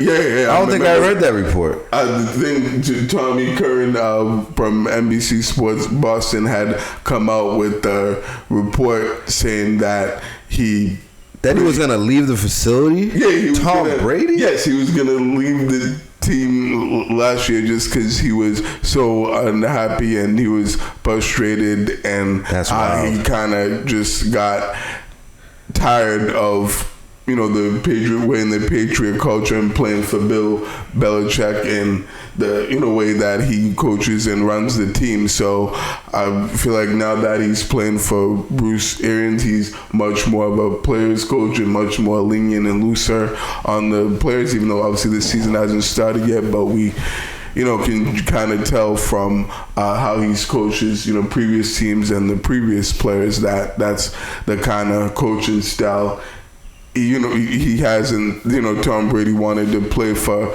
someone who's like that since he's close to, the end of his career, and he's won his fair share of, Super Bowls and games, so he kind of just wants to enjoy playing the game again, and he felt like he wasn't doing that here, even though, I don't know why, because he was winning a lot. He wasn't saying that when he was winning all those Super Bowls and going to, all those AFC Championship games and posting all those stupid ass memes. Right. Exactly. After every win. Exactly. We didn't hear that when he was doing that over here in New England. So it's surprising to me for sure that he would come out and say this now. But I guess that's really how he feels, and he he seems happier to, be in Tampa and away from, Bill Belichick than when he was last year when he was had a displeasure. I think that probably is because of the contract thing that would probably have something to do with him not. They didn't want to give him like a 5-year contract, so you got upset. Well, remember he wanted 2 years, and they wouldn't even give him a 2-year commitment. It's like, bro, you're 43. Right, but 2 years, but Tom Brady, I would have still given him that, even if I were the Patriots, even though that's not how, Bill Belichick, negotiates contracts and does things. But, that would definitely... I think it has to be reasonable, though. No, it does, for sure. I think they could have done a reasonable 2-year deal with... with him. I think they could have given him a similar deal or a little bit less than what he got in Tampa. But it is what it is. Both sides have moved on and have done what's best for them, and we'll see if he's having so-called more fun when the season actually starts, and if they actually win games or not, and if the team's playing well. So we'll see if he continues to say that when the regular season starts in September. I don't know, man. I felt some kind of way when he said that. You know what I'm saying? Because I feel like, bro, you've been feeding us this stuff for like 20 years. Like, like football is fun for me. You know what I mean? Like, I don't want to retire because like this is what I love to do. So you haven't been having fun. Like when did this happen? When did you stop having fun? Winning. You know what I'm saying? Like you win like 12 games a year on average. Mm-hmm. So like what's the big issue that you wasn't having fun? You know what I mean? And I get it. Bill Belichick is a strict coach, and he's not for everybody. But at the same time, he gets results, and you signed up for this. Like, you signed up for this every single time. So, like, I don't know. I feel like you were saying, that's kind of like throwing the team kind of like under the bus kind of, mm-hmm. And the other thing that bothers me is this dude's like on workout videos every day with like his teammates, out there. And when he was with us, it's like every year he's talk about an excuse to not come to training camp. So like, to me that kind of bothers me. He has to spend more time with his family. So your family don't matter wife. This year, and that he has to be a father and spend more time with the kids and Giselle and right. And Giselle was unhappy, so like all of a sudden make her happy, right. All of a sudden during a pandemic, we can be out there with all our, all our position players throwing it and posting Instagrams every day. Like what the fuck is that? I don't know. To me, that's kind of like a little slap in the face, but at the same time, he's not part of the team anymore. I can't be mad, you know what I'm saying? And, I went through the breakup period. I'm over it. I'm waiting for the season. Are you over it? You sure you're over it? Well, maybe when he starts playing and killing motherfuckers, I'll be, pissed off again. But, like, for right now, when he's throwing, 50-yard bombs to Mike Evans and shit, maybe I'll feel some type of way then. But as of right now, I'm just like, listen, Tom Brady does what Tom Brady does, and I'm not gonna worry about what Tom Brady's doing. As much as I feel away, I'm also happy for Tom. I don't know if I could be all happy. No, I am, because Tom gave us a lot. He gave us a lot. He did. He gave us, for sure, absolutely. But he didn't have to go out like that. More than any player has ever given any team. That's to be facts. honest. So I'm grateful for that. But at the same time, I don't want to hear the fun part. Like, he can work out with his teammate. That's great. That's good. I just stop talking about, like, now I'm having, like, no, you sound That's like corny, dude. You sound like a petty person. So, like, Petty ex-girlfriend. Like, just stop. oh, I'm having fun with my new boyfriend now. Like, shut the fuck up. Like, he's making me more happier now than when I was with you. get the fuck out of here, bro. You know, but hey, man, shout outs to Tom, though. Shout outs to Tom. You know, he's doing his thing, and hey, if he's happy, if one thing, I'm happy that, you know, at the end of his career, he's having the fun that he wants to have. You know what I'm saying? If anything, but like, I still don't like hearing that shit. We'll see. You know what I mean? But we'll see. Like Barry said, we'll see how much fucking fun you got when your O-line is breaking down every other play. Right. Because, you know, they're not that great. But I want to move on. You know, last thing we have for the NFL is the NFL canceled the Hall of Fame game. So this year they're not going to be having that for the guys that got inducted in the Hall of Fame. And I think that brought up the question, should the NFL cancel like all the preseason games? At first, I had agreed that they should cancel all preseason game, but after listening to some other people talk, I think a 2-game preseason period will be perfect if they can have an away game and a home game. So that they can sort of go through the procedure of this new COVID-19 format, like, you know, guys staying 6 feet apart, blah blah blah, just to get a feel of what that's like, and also travel to another team and get a feel of what that's like. So if they can get both out of the ways, just so that they can get used to the new procedures, the new way of doing things, before they get like an actual game, I think that will help both teams. Okay.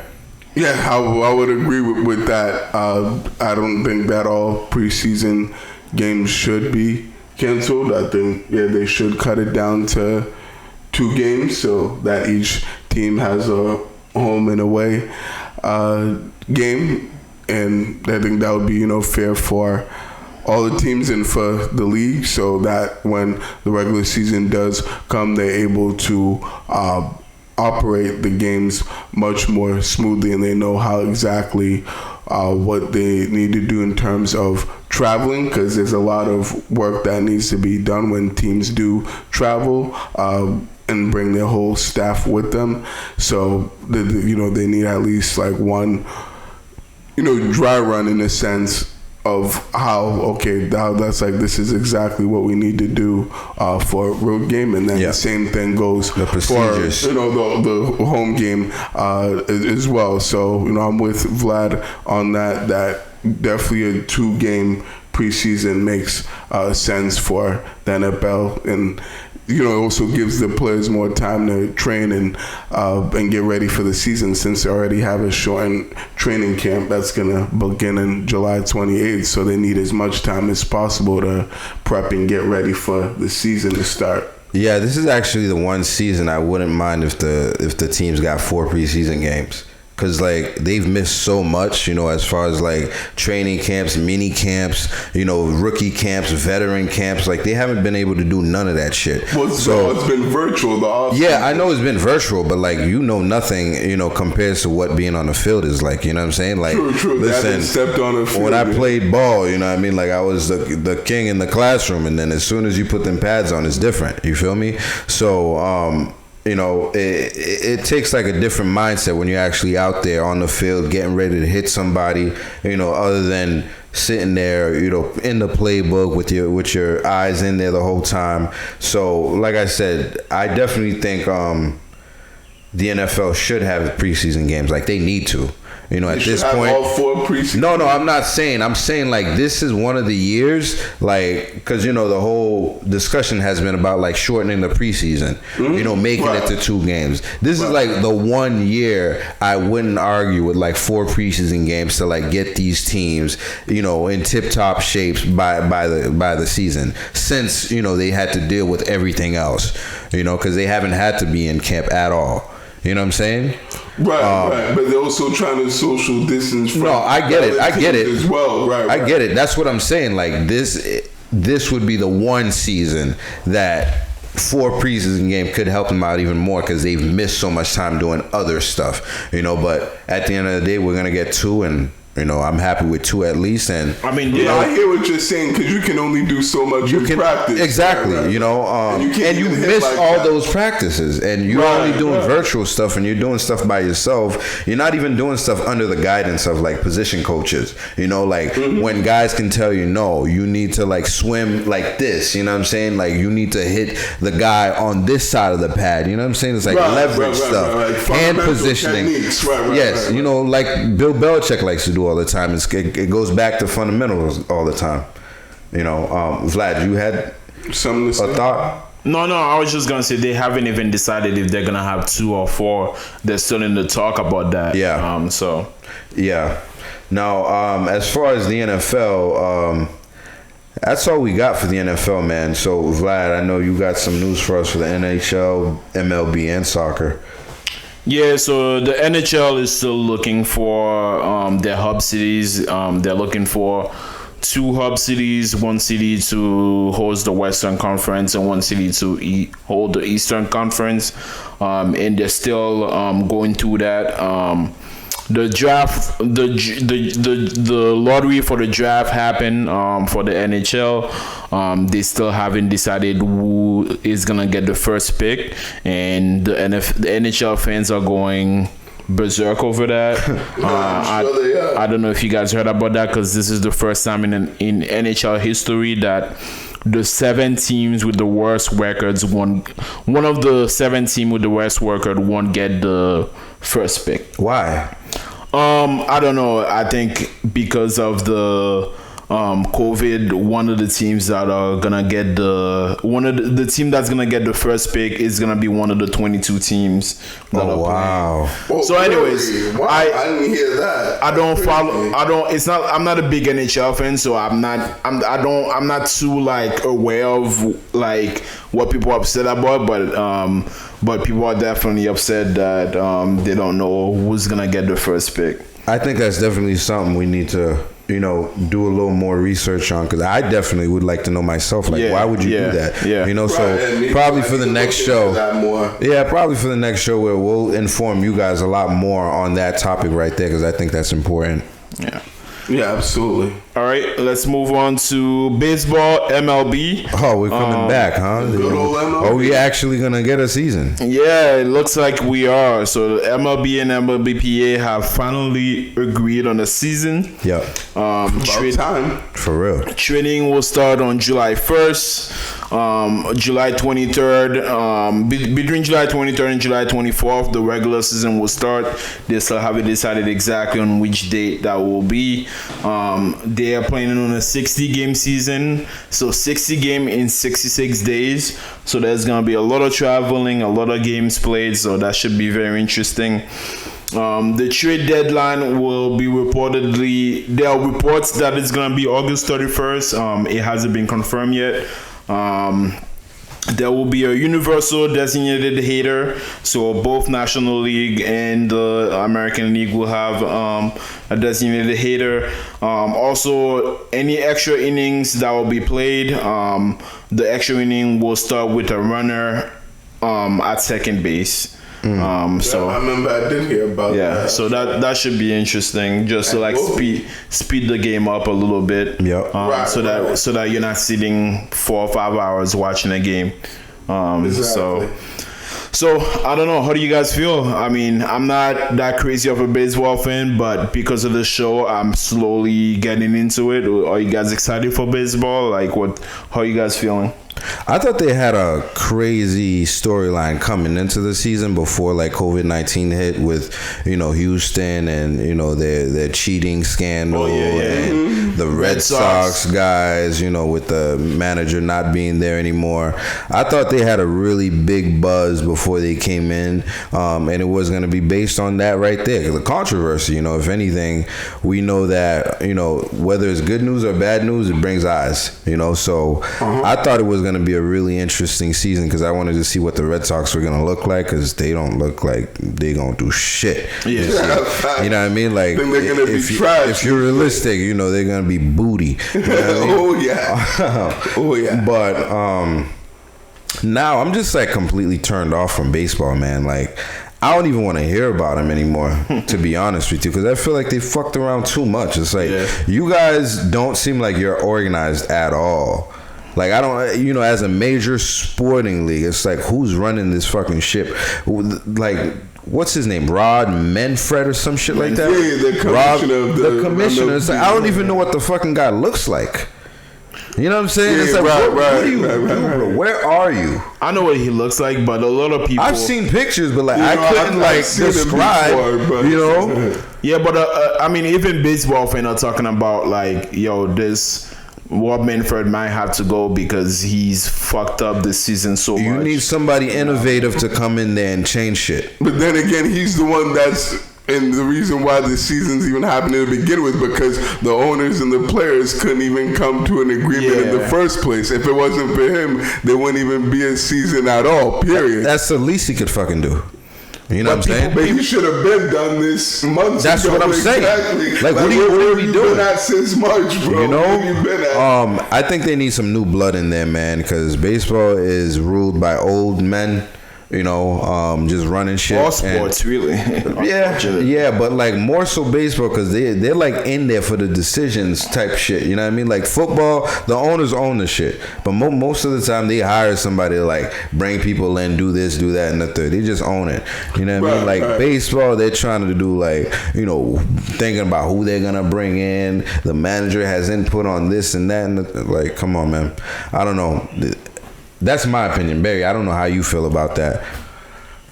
I mean, I'm glad it's coming back. It's nice to have another sport back and be able to watch more sports on TV. But, I mean, I probably won't be watching very many games since there'll be other sports to watch. I'll be more...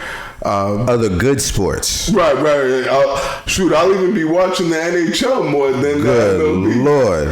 Right. And I was just gonna say that's crazy because I never thought I'd say the day where I'm watching more hockey than baseball, right? Since I'm not, the biggest hockey fan, but I have been getting more into it recently. But getting back to the MLB, I'll tell you, the game is faster in hockey. That's for sure. It doesn't take fucking 30 hours. More faster. Absolutely. For seriously, it doesn't take 10 hours just to get over with one game. But I mean, this, like I said, this should have happened months ago. I don't know what took so long for the commissioner to step in and to actually make this proposal and to have it agreed on and happening in July. They missed their opportunity to actually be able to market themselves and be on their own platform where no one else is going to be on that same platform as far as the other sports leagues. So I mean, I don't really care for it much. It's whatever that it's coming back. I don't think there's too many people that honestly at this point really care that they come back. Not even the big true baseball fans, I'm sure, are excited about the season coming back. So I mean, we'll see what happens. I don't expect that they'll get very many views and ratings since other sports will be going on. So good for them that they're gonna be coming back and actually have a season, but I'm not really going to be paying too much attention, and we're not really interested in in the baseball season. It is what it is. So I feel that. Yeah, I mean, I'm not too excited about it, but I'm also like, it's good that they're back. Hopefully that, because I feel as though if they didn't come back, they would have lost so many fans that they're already losing anyways. And also, like you guys said, they missed the mark because they could have had a whole month where they could just occupy the sports space by themselves. Now they only get 6 or 7 days to occupy the sports space by themselves. So they definitely missed the mark on that. But whenever they come back, I probably will pay attention a little bit just to see how things look like. It'll be a new sport to watch. So I'll pay a little bit of attention. For sure.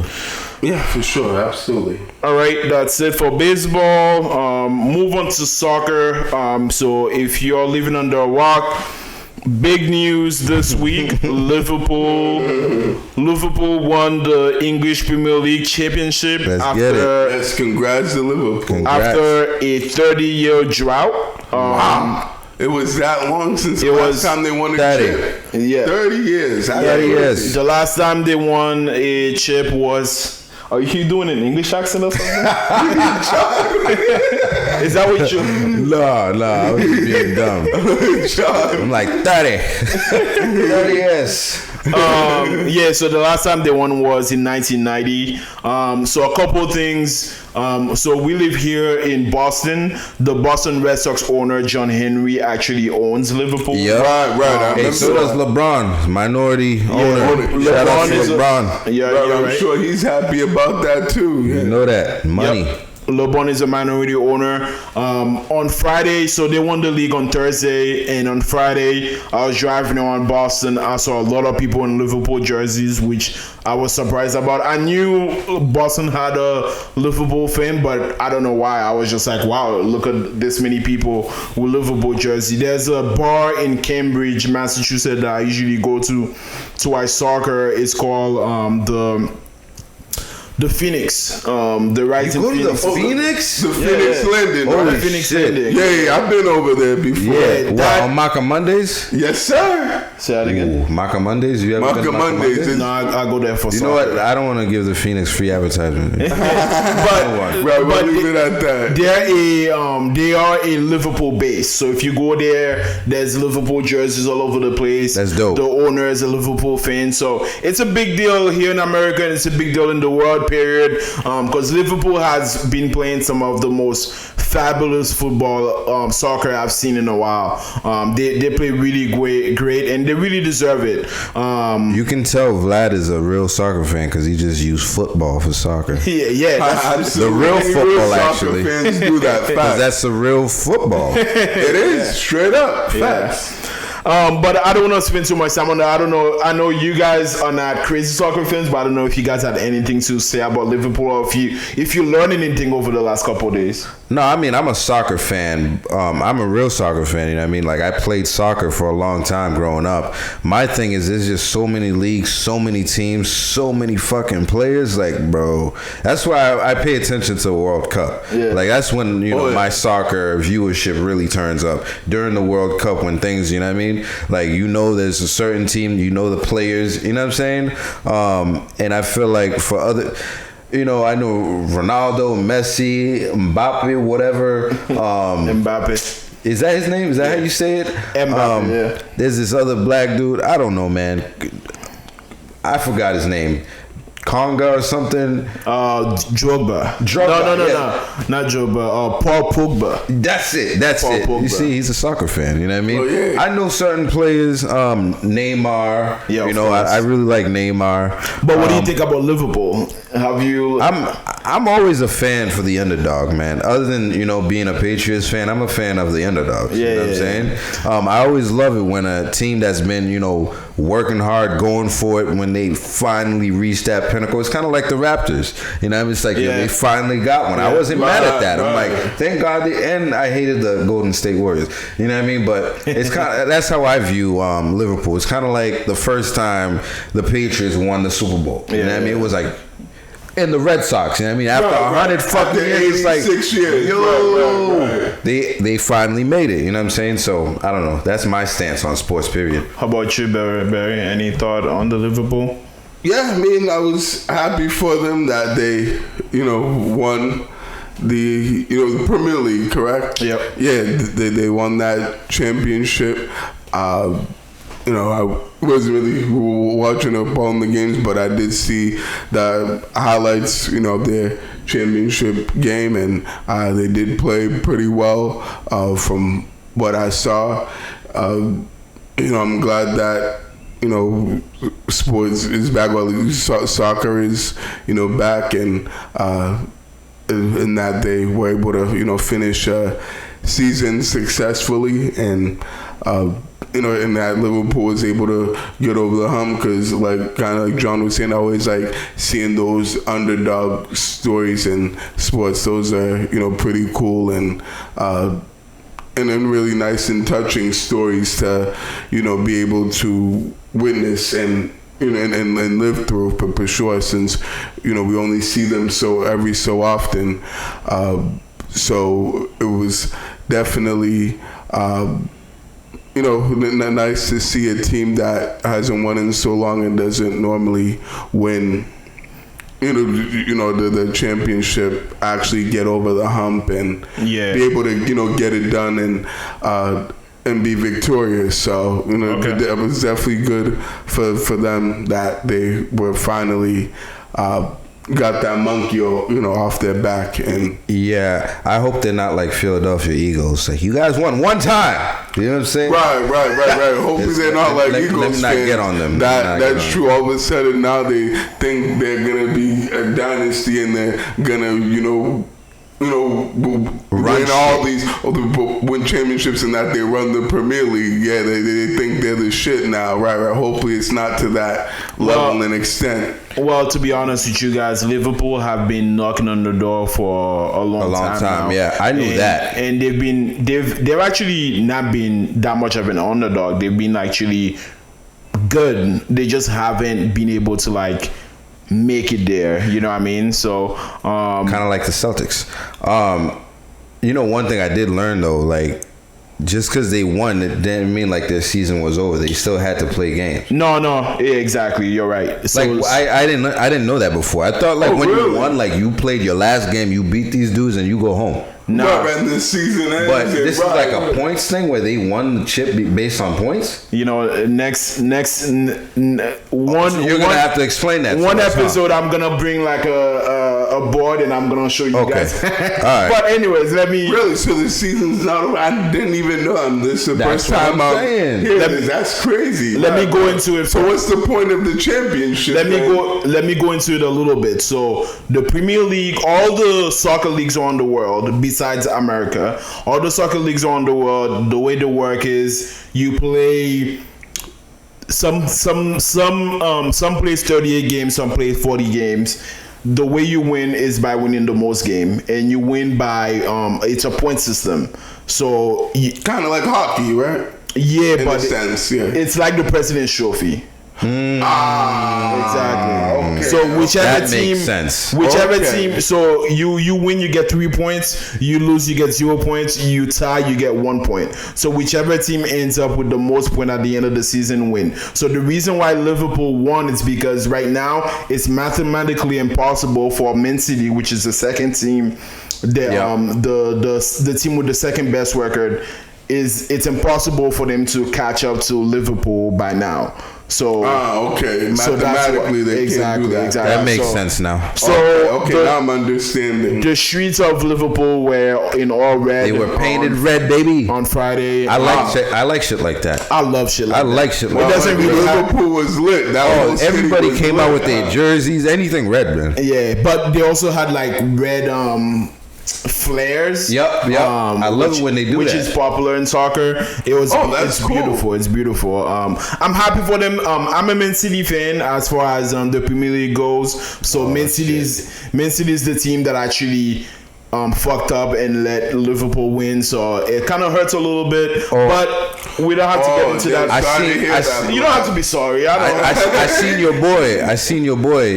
They had like a sad meme for him because they like slipped in the points or something. Like that. I'm talking about Messi. I can go back. He was with like his little dog, and it was raining, and who's this boy? That's a different team. Messi. Oh, okay.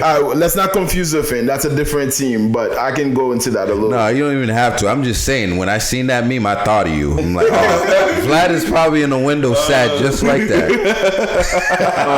Because this guy was in his field. Yeah.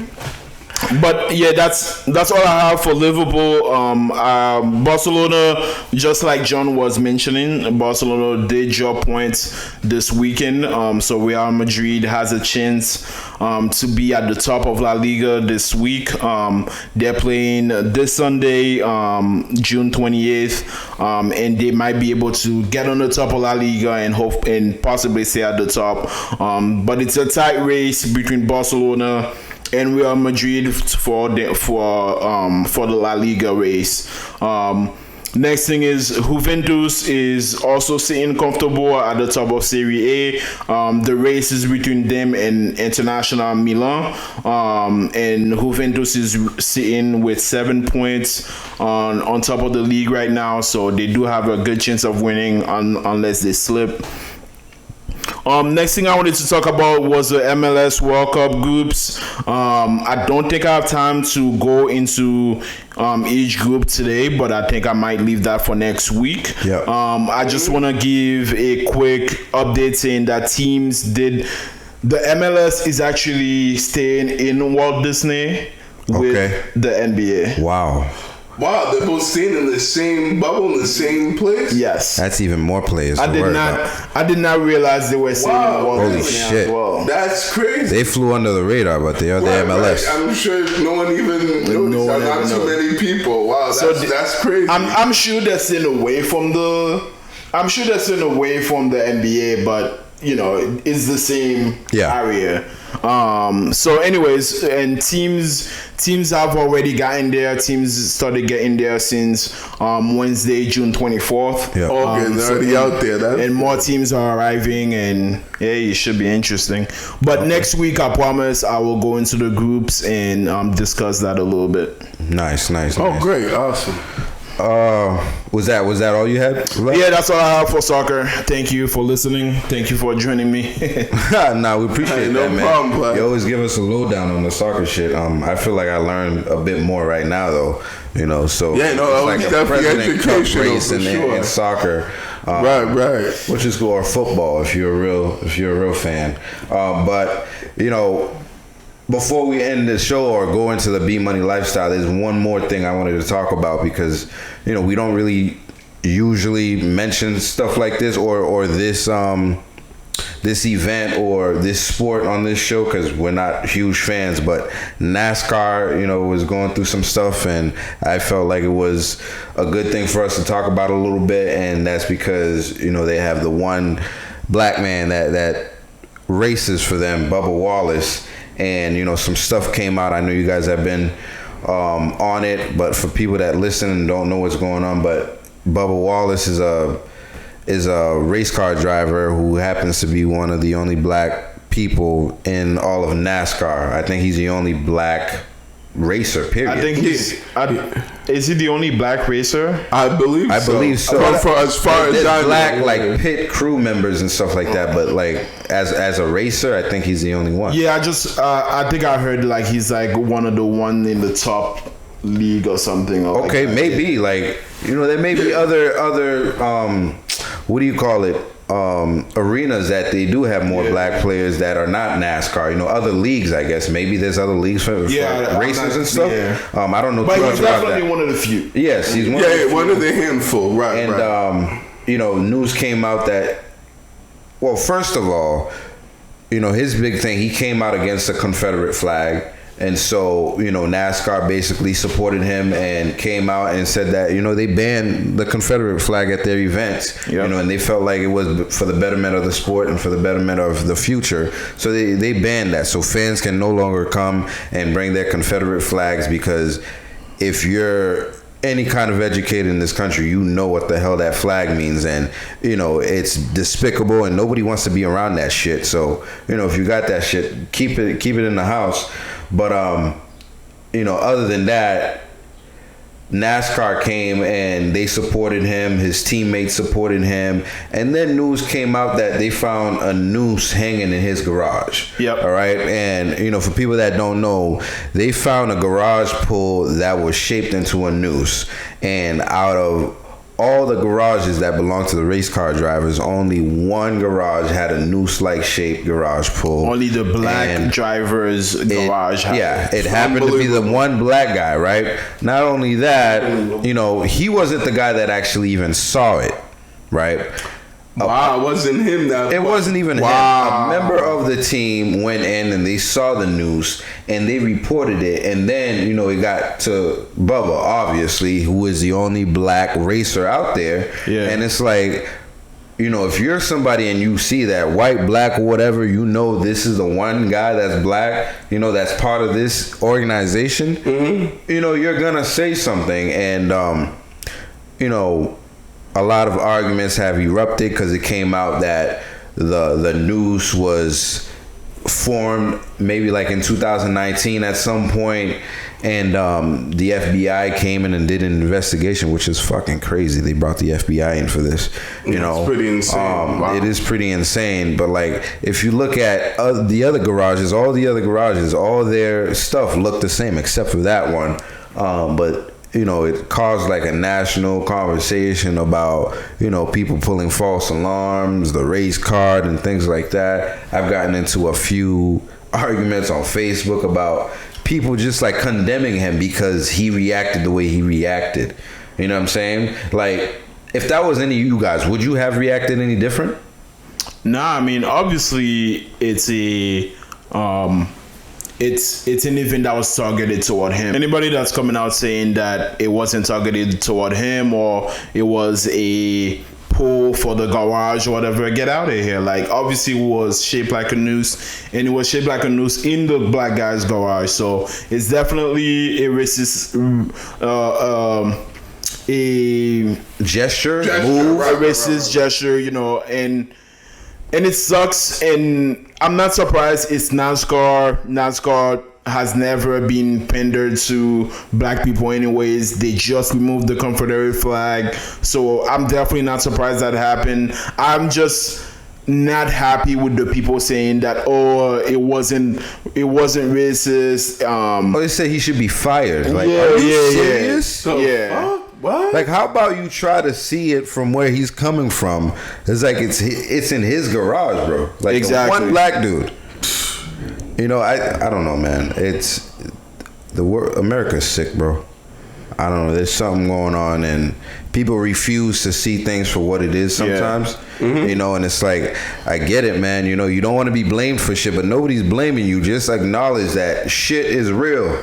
Right. You know what I'm saying? But what I liked the most was the outpouring of support that was showed on TV, where all his other racers and they were walking him to the finish line. They pushed his car to the starting line, and I'm sure there were racist people walking with him. I'm sure. I believe it definitely. But those show support was, to me, beautiful.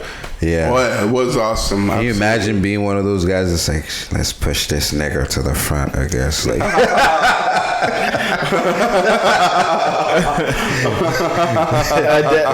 Excuse my language. No, they are. I bet you they were out. No, there. for real, you're right, like, John. No, I bro, believe we really that. got to do this. I'm a Trump supporter. Get the fuck out of here, dude. Oh man.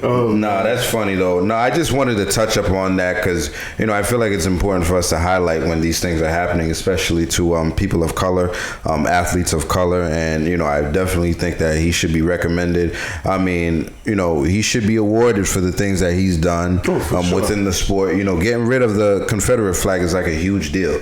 And I know he probably get death threats. People commenting bullshit in his in his inbox and stuff like that. I'm sure he's been through a lot of exactly, shit. Right. And actually he was doing this interview on ESPN, and they was basically just asking him about the protests, and he's like, you know what, man, there's gonna be protests, and it's their right to protest. You know what I'm saying? Like basically talking about the people with the Confederate flags. He's like, they're gonna be out there protesting, and we're gonna be in here having fun with the team, with the fans that bought their tickets and their favorite, racers gear and stuff like that. They can protest out there, but the difference is they're not going to be met with rubber bullets and gas, will they? Right. You know what I'm saying? Which was powerful to me. It's like he recognizes, like these people are going to protest and nothing's going to be done to them because obviously what the difference is between protests. You know what I'm saying? Like we don't even have to like talk about it or even like paint a picture for you. You know what the fuck going on. Yeah, you know what I'm saying?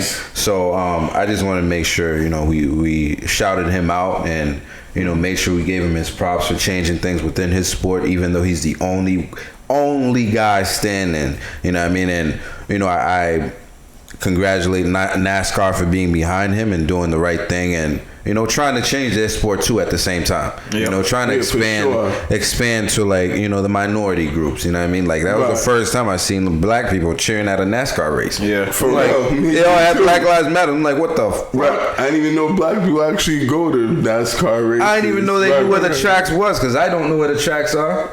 You know what I mean? So good for them. I didn't know. I know there's like one in New Hampshire and there's one in Texas and Dallas that I've been to, and there's like the Daytona, the one in Florida. But I know the Daytona that I don't know of. Other than those ones, I don't really know of too many other ones. Yeah, man, and that's gonna be it for us on the subject matters. But we do have the B Money Person of the Week provided to you by Barry Ebua. And this week, who you got, Barry?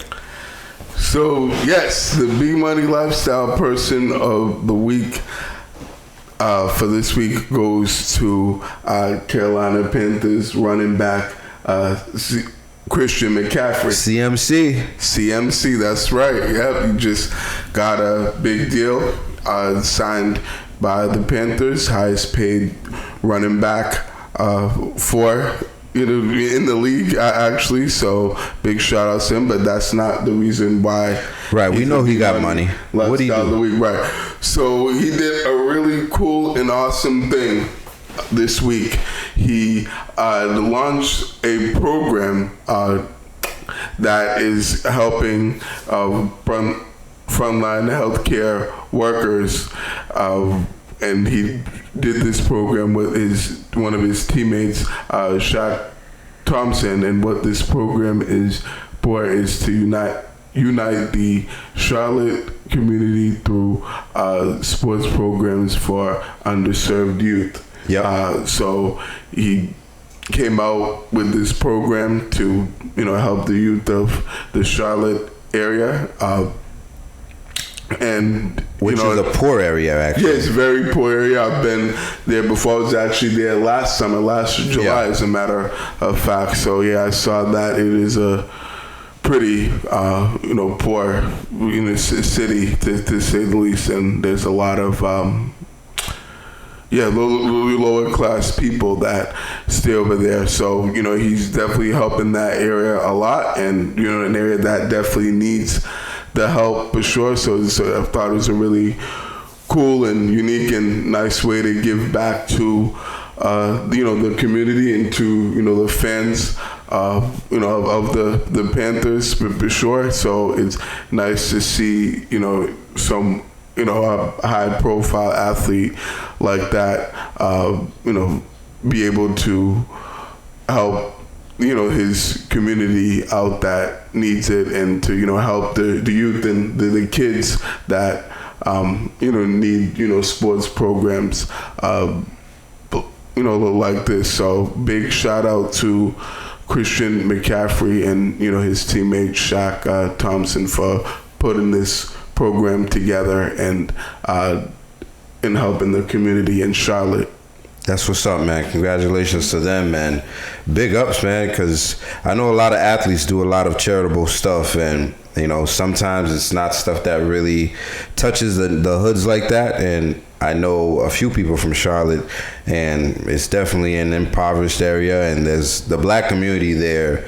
They need help, man, in terms of like education and having extracurricular activities for kids to do. They're doing nothing but just being around and getting in trouble, man. And these programs help situations like that, and I'm happy for the athletes that recognize the need for stuff like that, and they provide. So that's actually going to be it for our show this week. So if you're still listening, thank you so much for listening in on our 15th episode of Pro Fan Sports Podcast. It's your boy John Altidor, Barry Ebua, and Vlad Albin Jr.